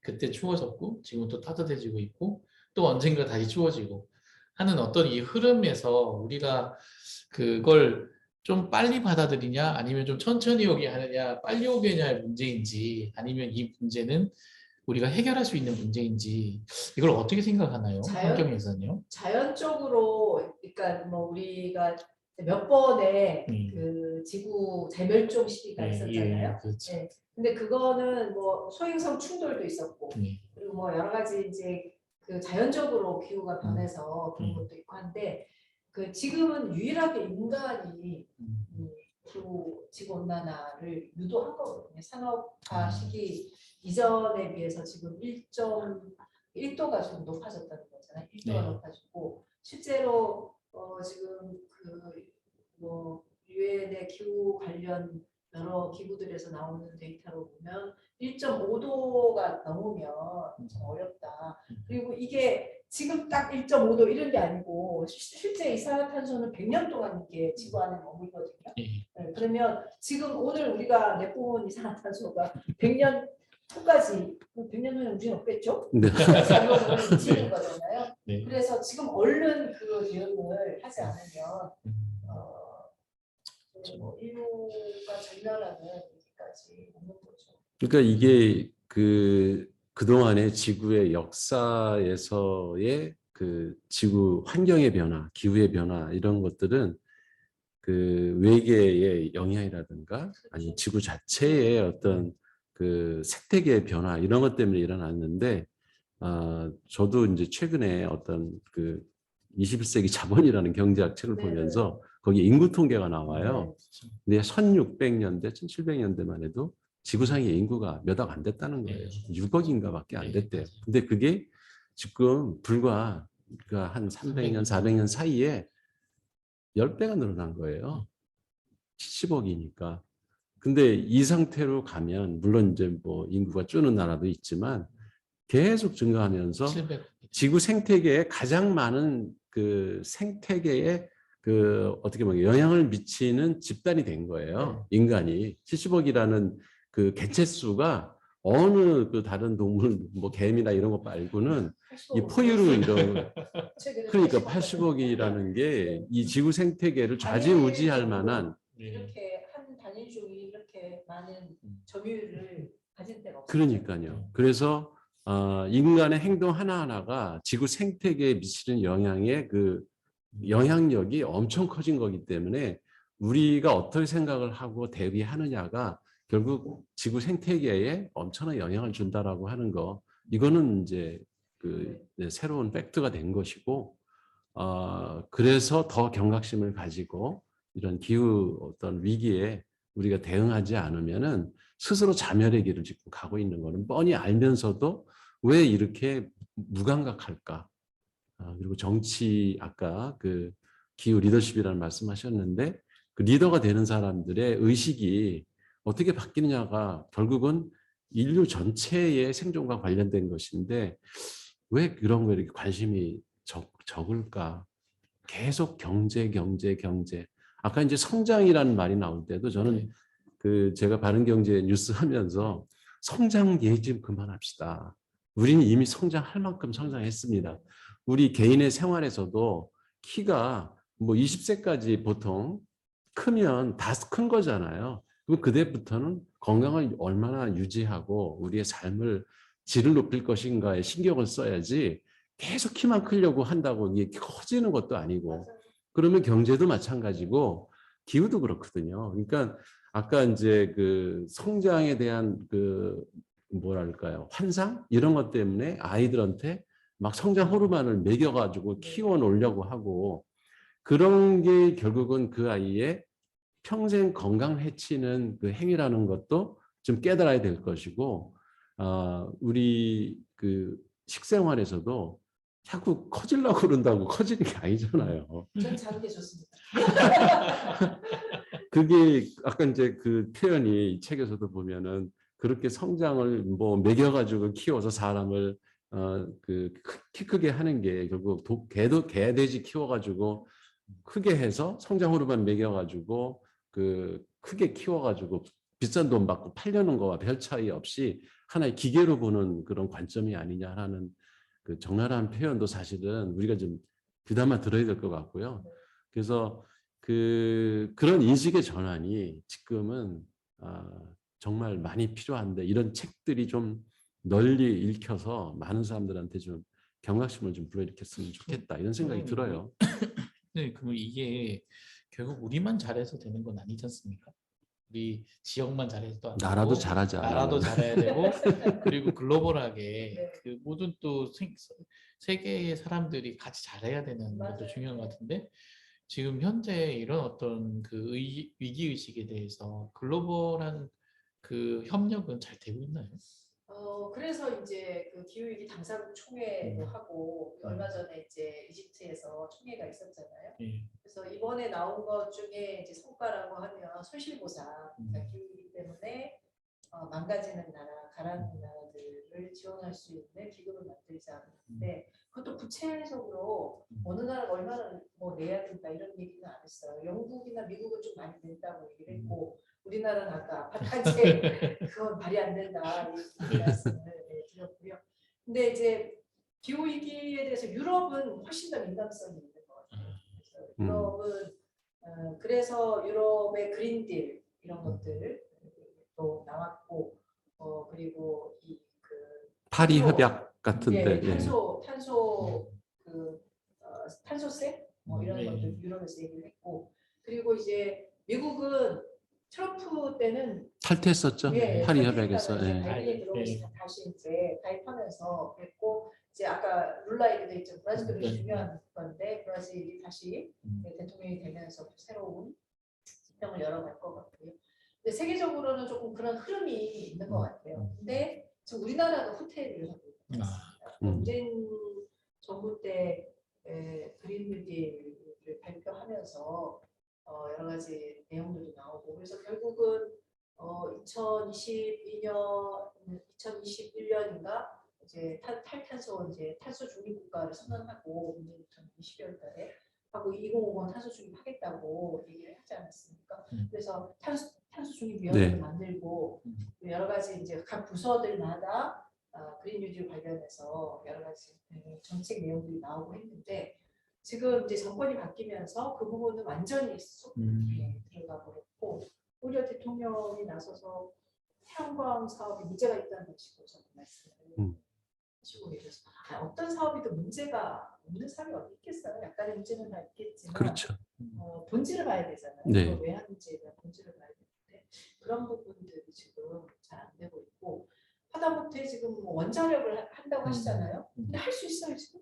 임기 5년 동안 원자력 할 수 있나요? 안 되죠. 한전 지금 거의 폭발할 수준에 있는데 에너지 지금 오는 경제 위기는 다 에너지 위기잖아요. 그렇죠. 맞아요. 예, 근데 그 에너지를 어떻게 하겠다는 원자력 지금 뭐 부지도 못 만들 거예요. 그리고 우리는 자꾸 에너지가 원자력이 유럽에서는 재생에너지 품목에 들어가 있잖아요. 근데 굉장히 까다롭습니다. 방패장이 기본적으로 있어야 되는데 우리는 고준위 폐기물 방패장도 없어요. 지금 방패장 그 자리도 못 구하고 있거든요. 그런 상황에서 원자력을 에너지로 할 수 있겠어요. 대책도 없어요. 얼마 전에 어떻게 처리할지. 회장이 윤 대통령한테 답답하니까 이제 뭐 편지를 썼다는 얘기도 나온 것처럼 이거는 지금 무역 전쟁의 시대인데 실제 한국이 생산한 것들을 지금 수출 못하게 될 가능성이 있어요.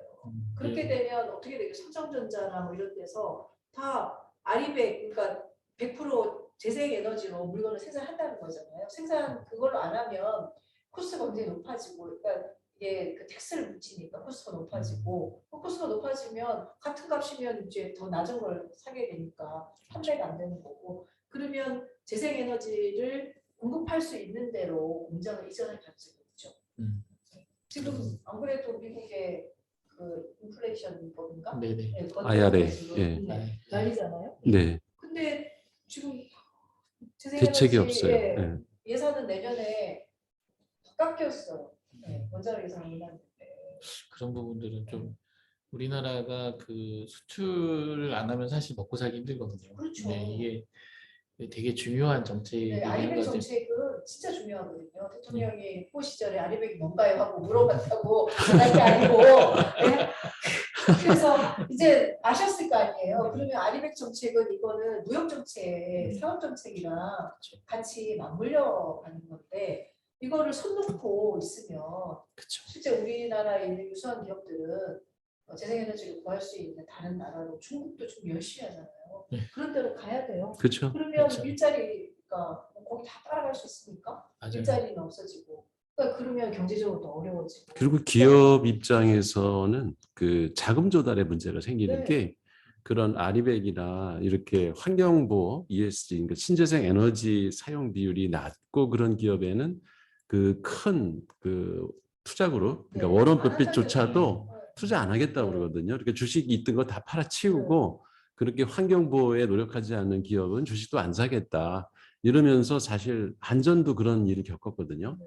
그래가지고 그 투자자들이 유럽에 있는 투자자들이 그걸 회수하겠다고 하니까 이제 신재생 에너지 비율을 높이고 뭐 ESG 경영을 하겠다라고 선언을 하고 그런 조치를 취하면서 겨우 막았거든요. 근데 이게 기업 생존의 문제라는 거거든요. 이게 지금 기업 상존의 문제는 결국은 우리 시민들 먹고 사는 문제. 그렇죠. 그냥 내가 지구인으로서 좋은 일 좀 해야지 이런 문제가 아니고 내 삶에 그러니까 지구라는 터전도 문제지만 실제 내 삶의 작은 터전도 지금 위기 일척간 뭐 백척간도에 네. 지금 서 있는 그런 위기인데 정부가 지금 너무 이용적으로 하고 있어서 그걸 어떻게 풀리지? 네. 아까 걱정입니다. 말씀하신 것처럼 우리나라 무역 안 예. 되면 큰일입니다. 어려운데 그러니까 그런 측면에서 이걸 봐야 되는데 단순히 전 정권이 중요하게 봤던 정책이기 때문에 나는 뭐 관심 없어 이렇게 되는 거죠. 네. 흔적 지우기 식으로 나가서는 안 될 일이죠. 되는 거죠. 네. 아이고 오늘 하여튼 이야기의 폭이 상당히 넓어졌네요. 재밌네요. 이렇게 예. 나올 줄 알았습니다. 네, 하여튼 총장님하고 이야기를 하면은 끝이 없네요. 네. 그때 우리가 다뤘던 책이 2050 무슨 죽어불능 지구 네, 예, 그 책이었죠. 네, 맞아요. 거기서도 유사한 네. 우리 기후 문제, 환경 문제에 대한 상당히 깊이 있는 문제를 다뤘었는데 이 책도 그 우리 이 시청자들 좀 많이 보셨으면 좋겠고 이거와 관련해서도 보기 좋은 책이 그 제인 구달이 쓴 희망의 밥상. 네, 네. 예, 그 책도 약간 두껍긴 하지만 네. 우리 삶에 직접 그 네. 영향을 미치는 식생활에 관한 아주 훌륭한 책이라서 네. 그 이런 건강에 관심이 있는 분들은 읽어보시기 바랍니다. 그리고 저도 또 하나 하고 싶은 얘기가요. 네, 그 얼마 전에 이제 그 월드컵이 있었잖아요. 월드컵에 이제 그 같이 응원하려고 우리 한국전이었는데 네. 우리 딸하고 이게 같이 있는데 우리 딸이 왜 그 치킨 안 시키냐고 치킨 시키려고 했더니 치킨을 배달이 네. 그래서 너무 우리 치킨도 안 먹으면서 응원하는 거 이상하다고 그러는 거예요. 그래서 제가 딸한테 한 얘기가 있거든요. 오늘이 닭들의 대학살의 날이라고. 그 사실 지금 닭을 가지고 AI 데이터 만드는 저희가 사업을 했었는데 닭이 25일 만에 거의 그 키운다고. 치킨집으로 네. 나오는 그런 닭 정도까지 큰답니다. 음. 저도 깜짝 놀랐어요. 그게 성장 호르몬을 얼마나 매기길래 네, 그러니까- 25일 만에 닭이 그러니까 이 병아리가 저희는 이제는 그 AI 데이터는 이제 생육기에 따라 쭉 찍는 거라 병아리가 딱 들어왔어요. 귀엽잖아요. 네. 야, 얘네들이 언제 큰 닭이 되지 했는데 정말 25일 만에 성장 촉진제 이런 거 예, 다 내가 보기에는 예, 그러니까 그러니까요. 그걸 또 우리가 닭을 음. 먹으면서 다 먹는 거잖아요. 예. 그러니까요. 그러니까 그 사실 그 닭을 내가 이제 저희는 또 병아리 때부터 집에서 키운 적이 있거든요. 애기가 네. 보통은 한 50일 정도 돼야지 조금 커져요. 그렇죠. 그러니까 이게 정상적인 그거거든요. 50일에서 한 60일 정도 되는. 근데 그거를 25일 만에 키운다는 건 정말 사람들이 욕망이 거기에 지금 들어가 있는 거고 이 기후 미식이라고 얘기를 하지만 이 먹는 것에 얼마나 사람들이 욕망이 묻어져 있는가. 그런 것들이 이제 이 대량 생산 체계에서 그 꺾이려면 우리가 소비의 방법을 바꾸지 않으면 계속 그게 생산될 거잖아요. 그리고 우리 일상 언어에서도 그 상업적 목적으로다가 만들어진 말들, 예를 들어서 뭐 불금 치맥, 할래? 뭐 이런 거. 불타는 금요일에는 뭐 치킨하고 맥주를 꼭 먹어야 되는 것처럼 이렇게 사람들한테 이 이미지가 이렇게 심어진 거잖아요. 예. 현대의 사자성어. 그러니까요. 그리고 그런 축구 중계 보면은 꼭 무슨 치킨을 먹어야 되는 것처럼 이렇게 사람들이 그 고정관념이 생기는 거잖아요. 이런 드라마에서도 이렇게 나오고 뭐 네. 영화에서 나오니까. 그러니까 그런 것들이 사실은 우리의 건강을 해치는 건데 이런 의식의 전환 이런 게 좀 필요하다는 생각이 들고요. 우리 이선배 이사님 오셨는데 저분이 또 그 환경에 관심이 많은 분이라 이 책 읽으셨을 것 같아. 마이크. 예, 청장님이 추천해 주시고 대전시가 붐을 조성해 주는 바람에 제가 이 책을 열심히 읽고 하시게 됐더라고요. 이 책을 소개를 했습니다. 네. 거기 시대 세담을 예, 소개하셨어요. 그래서 이렇게 진짜 이 책이 이렇게 논란의 대상의 책인가 너무 궁금해가지고 네. 한번 읽어보고 시민들께 논란의 대상이 될 만한 책이 전혀 아닌데. 저는 다른 식으로 논란이 됐었으면 좋겠어요. 영양학적으로 네, 논란이 맞아요. 됐다, 이런 식으로. 어쨌든 뭐 저 책 보면 상당히 흥미로웠던 지점들이 몇 지점들이 있는데요. 일단은 뭐 우리가 비건 채식하고 근데 이 선생님이 주장하시는 건 이제 자연식물식을 하자라고 해서 이 선생님의 대안은 저는 그렇게 생각했습니다. 1970년대 식단으로 돌아가면 된다.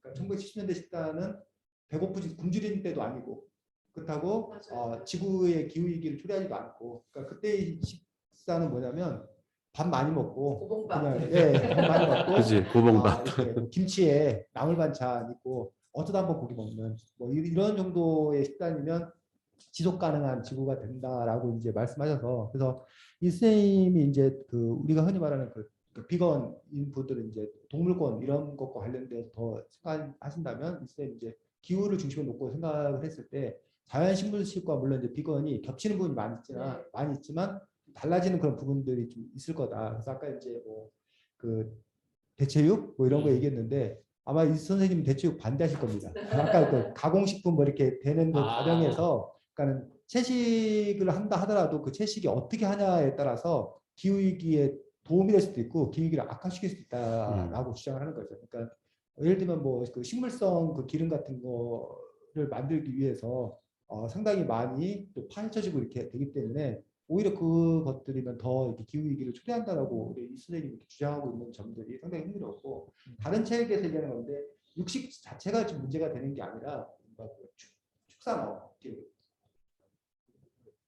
공장식 축산이 문제가 되는 것이지 예를 들면 뭐 몽골에 있는 유목민들이 육식을 하는 거는 그건 기후 위기를 초래하는 것이 아니라 오히려 더 기후에 도움이 되는 그런 그 식사라는 거예요. 왜냐하면 어차피 그 초원지대는 그 풀을 우리 사람이 직접 먹을 수 없는데 동물들이 그 풀을 먹고 그걸 이제 고기로 이렇게 주어서 사람들이 먹는 것들이 가장 자연적이라는 거예요. 근데 이제 우리 같은 경우에는 그런 초원이 없는데 그러니까 사료를 먹여야 되고 사료를 먹여야 되니까 그 사료를 키우기 위해서 일부러 이제 땅을 갈아 엎어가지고 만든다던가 아니면 땅을 일부러 갈아 엎어서 그 목초지를 만들어 가지고 한다던가 이런 그 것들이 문제가 되는 것이지 자연 그 상태에서 고기를 얻는 거라던가 이런 것들이 문제가 되는 건 아니기 때문에 그것들은 좀 이렇게 구별해야 된다라는 그 이야기가 상당히 이렇게 설득력 있게 들렸었고요. 네. 아까 이제 그런 얘기를 하세요. 우리가 보통 이제 기후 얘기하면 자동차 타지 말자 얘기하고 이제 공장 굴뚝 얘기는 많이 하는데 정작 이제 이 저자와 같은 분들 기후 미식을 주장하시는 분들은 정작 중요한 건 먹거리 문제인데 왜 먹거리에는 침묵하는가 라는 걸 얘기를 하면서 이른바 그 농업 카르텔이 막강한 그 힘 때문에 얘기를 못하는 건가라고 이제 뭐 그렇게 얘기하는 분들도 계신데 또 가만히 생각하면 자동차 그 세력들도 상당히 큰 세력들일 텐데 왜 그 이슈는 제기하면서 그 다른 이슈는 제기하지 못하는 건가라는 측면이 하나 의문이 있고요. 또 한 가지는 이제 이런 얘기를 또 하시는 분들이 있어요. 자동차나 공장 얘기는 오히려 그 이슈 파이팅하기가 쉽다. 그래서 사람들한테 고기 먹지 말아라. 식단을 개조하라 하는 거는 아까 이제 이게 되게 중요하고 현실적인 문제라고 하지만 역으로 생각하면 사람들 입장에서 너무 고통스럽기 때문에 그래서 오히려 사람들의 호응을 이끌어내기 위해서는 일부러 이 기후 미식 얘기는 줄이고 그냥 그 자동차 얘기만 한다라는 그런 견해도 있거든요. 그래서 아까 성자님께서 이제 이런 기후식 의식주에서 식이 얼마나 중요하고 우리가 생활에 바뀔 수 있고 라는 어떤 그런 측면들을 분명히 갖고 있지만 또 반대적인 어떤 그런 측면에서는 사람들이 아까 먹히고 아까 운동으로 화돼야 되는데 그런 점에서 그것들이 얼마나 가능할 건가라는 것에서 그 역시 이제 정치적 선택인 건가 뭐 그런 또 다른 의미에서 정치라는 측면에서 뭐 그런 점들도 상당히 이 책을 읽으면서 궁금했던 그런 네. 대목이었습니다. 그래서 아까 뭐 이렇게 욕망을 억누른다고 뭐 하지 말라고 해서 되는 것도 없고 결국 이제 다른 것들 탈출구를 열어줘야 된다라고 이제 아까 뭐 박정희 선생님께 말씀하셨는데 그런 게 되는 게 가장 바람직하고 가장 좋은 건데 과연 그런 게 뭐가 있을까라고 생각했어요. 요즘에 뜨는 거는 이제 그 뭐죠 곤충식 곤충을 이용해서 먹게 되면 식량 문제라든가 기후위기 문제가 해결될 거다라는 또 뭐 그런 대안을 제시하는 분들도 있어서 과연 그게 가능할지 모르겠지만 곤충도 성장 호르몬 넣지 않을까요? 잘 모르겠습니다. 사료가 되면 축산력으로 되면 네. 어쨌든 그런 점도 상당히 흥미로웠던 책이 굉장히 많다라고 생각합니다. 네. 고맙습니다. 예, 고맙습니다. 아니 저는 아까 이제 식용유 얘기 잠깐 하셨는데 이 책 읽으면서 진짜 이거는 깜짝 놀랐어요. 저는 식용유가 그냥 식용유를 생산한다고 생각했는데 실제 대도 수확량의 77%는 사료로 쓴다네요. 예. 나머지 식용유로 생산되는 13.2%밖에 안 되고 이게 이제 이 사료로 쓰는 거가 이제 뭐 닭고기, 돼지고기, 소고기 이런 거 먹이는 데 쓰여지는데 우리는 이제 그게 안 되니까 100% 우리는 사료 수입이잖아요. 네. 그래서 왜 그 한참 전에 사료의 수입이 그 코스트가 높아지면서 소들 굶겨 죽고 막 이런 문제들도 발생하고 그랬었잖아요. 네. 그러니까 결국은 그런 문제가 생겨서 우리 지역의 축산업 하시는 분들도 타격을 받지만 그 문제가 생겼을 때 실제로는 대한민국은 가장 고기를 많이 먹는 국가 중에 하나인데 실제 그 우리가 먹는 고기를 키우기 위한 사료는 또 제3세계에서 그죠. 키우게 되니까 다른 나라에 피해를 주는 국가가 되어버리는 거죠. 그래서 이런 부분들이 다 이게 사슬로 엮여 있는 것 같아요. 예. 그래서 이거를 어느 순간 딱 끊기는 어렵지만 이게 연결고리를 잘 만들어가면서 조금씩 바꿔가는 것이 굉장히 중요할 것 같고요. 그래서 학교에서 식습관 교육 하잖아요. 네. 그거 할 때 이런 부분에 대한 교육들이 좀 드러나면서 요즘 애들 고기 없으면 밥을 안 먹지 않습니까? 그죠. 그래서 그렇게 이제 키워지기도 했고 저희 잘못이기도 그렇죠. 하지만 예. 어쨌든 그 아이들도 지구의 한 시민으로서 역할을 해야 되기 때문에 그런 교육들이 좀 들어가서 고기를 뭐 딱 다 먹을 수는 없지만 그래도 지금 먹는 것보다 뭐 절반 정도 줄인다든가 이런 방식으로 그리고 어떤 아이들의 경우는 나는 그런 비건으로 할 거야 이렇게 갈 수 있는 그런 틀을 열어주는 게 어떤 교육보다도 중요할 것 같습니다. 그러니까 이분은 의사이고 그 제 관심은 그러니까 기후는 어찌 보면은 이분 입장에서는 그건 대승적인 관점이고 일단 건강, 네. 예, 우리의 그 건강한 식단을 위해서 어떻게 우리가 잘못되고 있는 이런 식단 그리고 잘못된 상식 이런 거를 바로잡고 싶어 하시는 것 같아요. 네.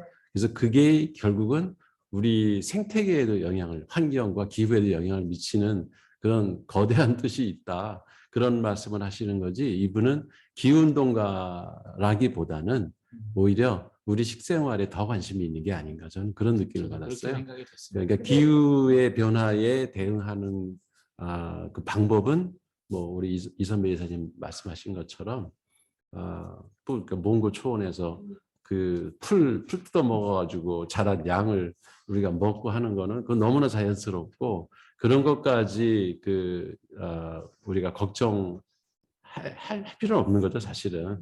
그러니까 그래서 저는 건강에 더 관심이 있는 게 아닌가. 그러니까 저는 읽으면서도 사실 그 부분을 많이 봤어요. 왜냐하면 시장은 그렇게 하신 거죠. 우리 주변에 그 잘못된 건강 상식으로 아까 이제 저탄 뭐 고지 네. 예 사자성어입니다. 저탄고지. 저탄고지 이게 상식화돼 있잖아요. 근데 건강계 사자성어가 저탄고지입니다. 그러니까요. 근데 그게 잘못됐다는 거를 이 책 읽기 전에는 몰랐거든요. 그러니까 그런 것들을 좀 유심히 봐야 될 필요가 있는 것 같고 이 책 볼 때는. 근데 저는 그러니까 지금 이제 교수님이 그런 말씀 하시니까 진리는 다 통한다는 말이 맞는 것 같아요. 그러니까 어떤 부분에 명확한 핵심을 향해서 가다 보면 네. 그래서 자연스럽게 지구온난화까지 가신 네. 거잖아요. 그렇죠. 원래 지구온난화를 생각하면서 이걸 하는 게 아니고 음. 그러니까 이게 다 통하는구나. 그죠. 전체는 네. 결국은 네. 보면은 다 맥락이 다 서로 네. 연결이 돼 있고. 정확하게 이해하고 그거를 그 방향으로 가는 게 굉장히 중요하구나. 네. 근데 제가 이제 얼마 전에 그 자본주의 관련된 그 영상 하나 보면서 그 과거에 이제 지금 이제 70년대 뭐 80세이신 분들은 어렸을 때부터 이 뭔가 자본주의의 소비에 익숙하지 않으시니까 그러니까 그런 게 뭔가 상품이 좋은 게 있어도 그냥 잘 안 산다는 네. 거예요. 근데 지금 이제 N세대에서부터 MZ 이렇게 세대는 그냥 일상이 다 이제 그 광고와 이런 게 소비 계속 그 마트 같은 데 가서 이렇게 사고 이러는 게 너무 그 익숙하다 보니까 좋은 물건이 이제 광고가 되면 반응을 한다는 거예요. 그러니까 그게 무의식적으로 일어난다는 겁니다. 네. 근데 이 고기의 문제가 사실 우리 때는 이걸 의식적으로 먹을 일이 거의 없으니까 그렇게 살았지만 지금의 시대의 영양학이라고 하는 것이 아이들이 꼭 먹어야 되는 그리고 애들이 어렸을 때부터 계속 맛을 보아왔던 네. 그 무의식 중에 그게 담아져 있기 때문에 체화돼 있는 거죠. 예, 그거를 이제 앞으로 바꾸자라고 했을 때 사실 우리 같은 게 나이 저는 어리지만 저는 어리세요? 이걸 바꿔가는 거는 쉬울 수 있어요. 근데 이 친구 무의식 중에 이미 체득돼 있는 이 친구들의 어떤 생각과 습관을 바꾼다는 거는 정말 또 한 세대가 더 돌아가야지 되는 일일 수도 있을 만큼 우리가 무심코 이런 어떤 습관들을 만든 게 아닌가 그런 생각도 듭니다. 근데 저는 또 한편으로 생각해 보면 우리는 이제 그런 경험을 못했기 때문에 일상적으로 고기를 먹는 사회에 살아본 적이 이제 최근에 이제 그런 거죠. 근데 이제 소위 MZ 세대들은 태어나 보니 부모님이 다 분유 주시고 그거 다 동물성 그쵸. 단백질이잖아요. 예. 그러니까 그거에 너무 익숙하게 이렇게 자라는데 근데 MZ 세대들의 또 다른 이제 가능성이라고 할까 이해하면 행동한다는 거예요. 네. 그래서 왜 조직 내에서 조직 갈등이 많잖아요. 네. MZ 세대하고 그 윗세대하고 도대체 저분들이 일 못하겠다 이렇게 하시는 분들이 있잖아요. 거기서? 아닙니다. 우리 직원들은 다 괜찮습니다. 우리는 선배들이 시키면 속으로 1818 하더라도 네, 그렇죠. 그리고 왜 서울을 저렇게 하지? 라고 이해를 못 하더라도 그냥 한 세대인데 네. MZ 세대는 교육과정도 그렇고 본인이 이해하지 못하는 거는 바로 반발하죠. 나가지 못하는 거예요. 근데 이해하면 한다는 거죠. 이게 무슨 싸가지가 없어서 이런 게 아니고 이해 못하기 때문에 그런 거지. 그런 측면에서 저는 MZ 세대가 이런 것들을 자꾸 대하고 그쵸. 잘 읽으면 알리는 게 중요하죠. 아까 그래서. 비그닝 그 책도 사실 다 젊은 사람들이 쓴 거거든요. 그러면 충분히 이해하고 그들 나름대로 뭐 고기를 전혀 안 먹을 수는 없지만 좀 줄여가 보고 다른 행태를 만들어가는 게 되지 않을까. 아까 제가 이번 선거 때 기후 공약 했던 분들도 다 20, 30대 청년들이거든요. 그럼 누가 시킨 것도 아니고 본인들이 자발적으로 한 거지. 그래서 그런 부분에서 굉장히 또 다른 희망이니까. 네. 그래서 그럴 그거를 수 어떻게 있겠네요. 잘 우리 이제 조금 더 올드한 세대들이 판을 좀 깔아드릴 수 있을까 이 고민을 좀 같이 해야 된다. 네. 맞는 말씀. 그리고 아주 일찍부터 오셔가지고 열심히 청강하고 계신 분이 계신데 이 책하고 관련해서 하시고 싶은 말씀, 질문도 좋고요. 제가 이걸 어제 갑자기 알게 돼서 책을 읽어보고 싶었는데 못 읽어보게 왔거든요. 그래서 자세한 건 잘 모르겠는데 뭐 사람들이 잘 모르는 거에 대해서 새로운 걸 이렇게 알려주는 거 굉장히 좋은 일인데 문제는 이제 그런다고 해서 사람들이 습관이 잘 바뀌지가 않거든요. 자연스럽게 너지 같은 효과들이 있잖아요. 자연스럽게 어떻게 이 행동을 유도할 수 있을까 이런 거에 대한 논의가 더 많이 필요하지 않나 네. 하는 생각이 듭니다. 네, 중요한 말씀하셨어요. 네, 맞아요. 그 방법론 어떻게 이걸 확산시킬까? 네. 네. 그래서 저는 정책이나 교육 논지. 그리고 또 정치적 활동 이런 것들이 굉장히 중요하다고 생각을 합니다. 거기서 이제 조금이라도 좀 뭔가 이렇게 건드려지는 게 나오면 확산하는 건 확 쉬워질 수 있겠다. 네. 그 이제 시간도 얼추 네. 됐고요. 그 총장님이 그 아까 기후 리더십 이런 거 말씀하셨는데 그 정치하는 분들 이런 분들에게 좀 한 말씀 하신다고 지금, 하면 예, 저는 경제를 과거 형태로, 그러니까 정치하는 사람들이 가장 중요한 1순위 경제예요. 그리고 저희가 매번 시민 여론조사하면 경제가 나오지 기후위기가 네. 나오진 않아요. 예, 그렇죠. 경제인데, 근데 지금의 경제를 돌파하려면, 어려운 경제를 돌파하려면 기후위기에 대한 정확한 이해가 없으면 돌파하기 어렵습니다. 그렇죠. 경제 시스템이 지금 에너지 문제나 이런 것들이 다그 이미 한계에 도달해 있죠. 네. 연동해서 가기 때문에 그래서 미래를 정확하게 예측하고 좀 비전을 갖고 바라볼 수 있는 그런 정치 리더십이 어느 때보다 좀 필요하다 이런 생각이 들고요. 그래서 저도 이제 그런 정치 리더십을 갖추고자 하는 분들이랑 뭘 좀 새롭게 내년부터 네. 해볼까 이런 고민들도 하고 있습니다. 그래서 이제 뭐 지금 시작하는 게 뭐 늦었을 수는 있지만 그래도 뭐 제가 사는 동안 그냥 제가 열심히 뭐 하는 거가 저는 맞는 것 같거든요. 네. 그래서 다들 지구 우리 하나뿐인 지구를 위해서 작든 크든 함께 손을 잡고 좀 나서서 일을 하시면 좋겠다 싶고요. 특히 정치 지망하시는 분들은 기후에 대한 이해 없이 앞으로 정치하기는 쉽지 않고 그렇게 했다가는 오히려 지역사회를 더 망칠 수 네. 있으니까 이 부분에 대해서 다시 좀 말씀을 드리고 싶고요. 그 아까 책 그 소개 뭐 말씀하셨는데 여기 보면 뒤에 추천책도 나오고 하는데 여러 책이 나오는데요. 저는 식량위기 대한민국 한번 읽어보시면 네. 좋을 것 같고요. 여기 책에는 안 나오는데 아까 얘기했던 비건님도 굉장히 작은 책입니다. 네. 그래서 한번 보시면 젊은 분들이 보시면 조금 동의가 되지 않을까? 왜냐면 그 세대들이 쓰신 거기 때문에 그리고 추천하면서 예, 오늘 지금 이 순간 시작하는 게 굉장히 중요한 것 같습니다. 네. 아니 그 잠시 좀 그렇게 쉬시는 동안에 네, 그 특히 미래의 리더들이 될 사람들 네. 이런 사람들에게 좀 그러니까 총장님은 당연히 그럴 거고 그 자라나는 세대 젊은 세대들 이런 사람들하고 이런 기후에 관한 이렇게 네. 뭐 토론회라든가 그런 거좀 하려고 뭐 이런 거 해요, 좀 내년부터. 해주셨으면 좋겠어요. 예, 맞아. 예, 필요할 것 고맙습니다. 같아요. 네. 예, 오늘 북토크 아주 넓은 주제로 다양한 문제를 다뤘고요. 그러니까 시작은 나부터 하지만 이걸 좀 확산해서 빨리 우리 지구 생태계를 살리는 일에 다 같이 동참할 수 있는 계기가 됐으면 좋겠습니다. 이 책을 좀 많이 보시고 우리가 그 알고 있는 잘못된 상식들 이런 것도 좀 바로 잡고 주변 사람들에게도 알리는 그런 계기가 됐으면 좋겠습니다. 오늘 좋은 책 선정해 주시고 또 좋은 토론해 주신 박 청장님께 박수로. 네, 고맙습니다. 네. 예, 고맙습니다. 이걸로 모두 마치겠습니다. 네, 네.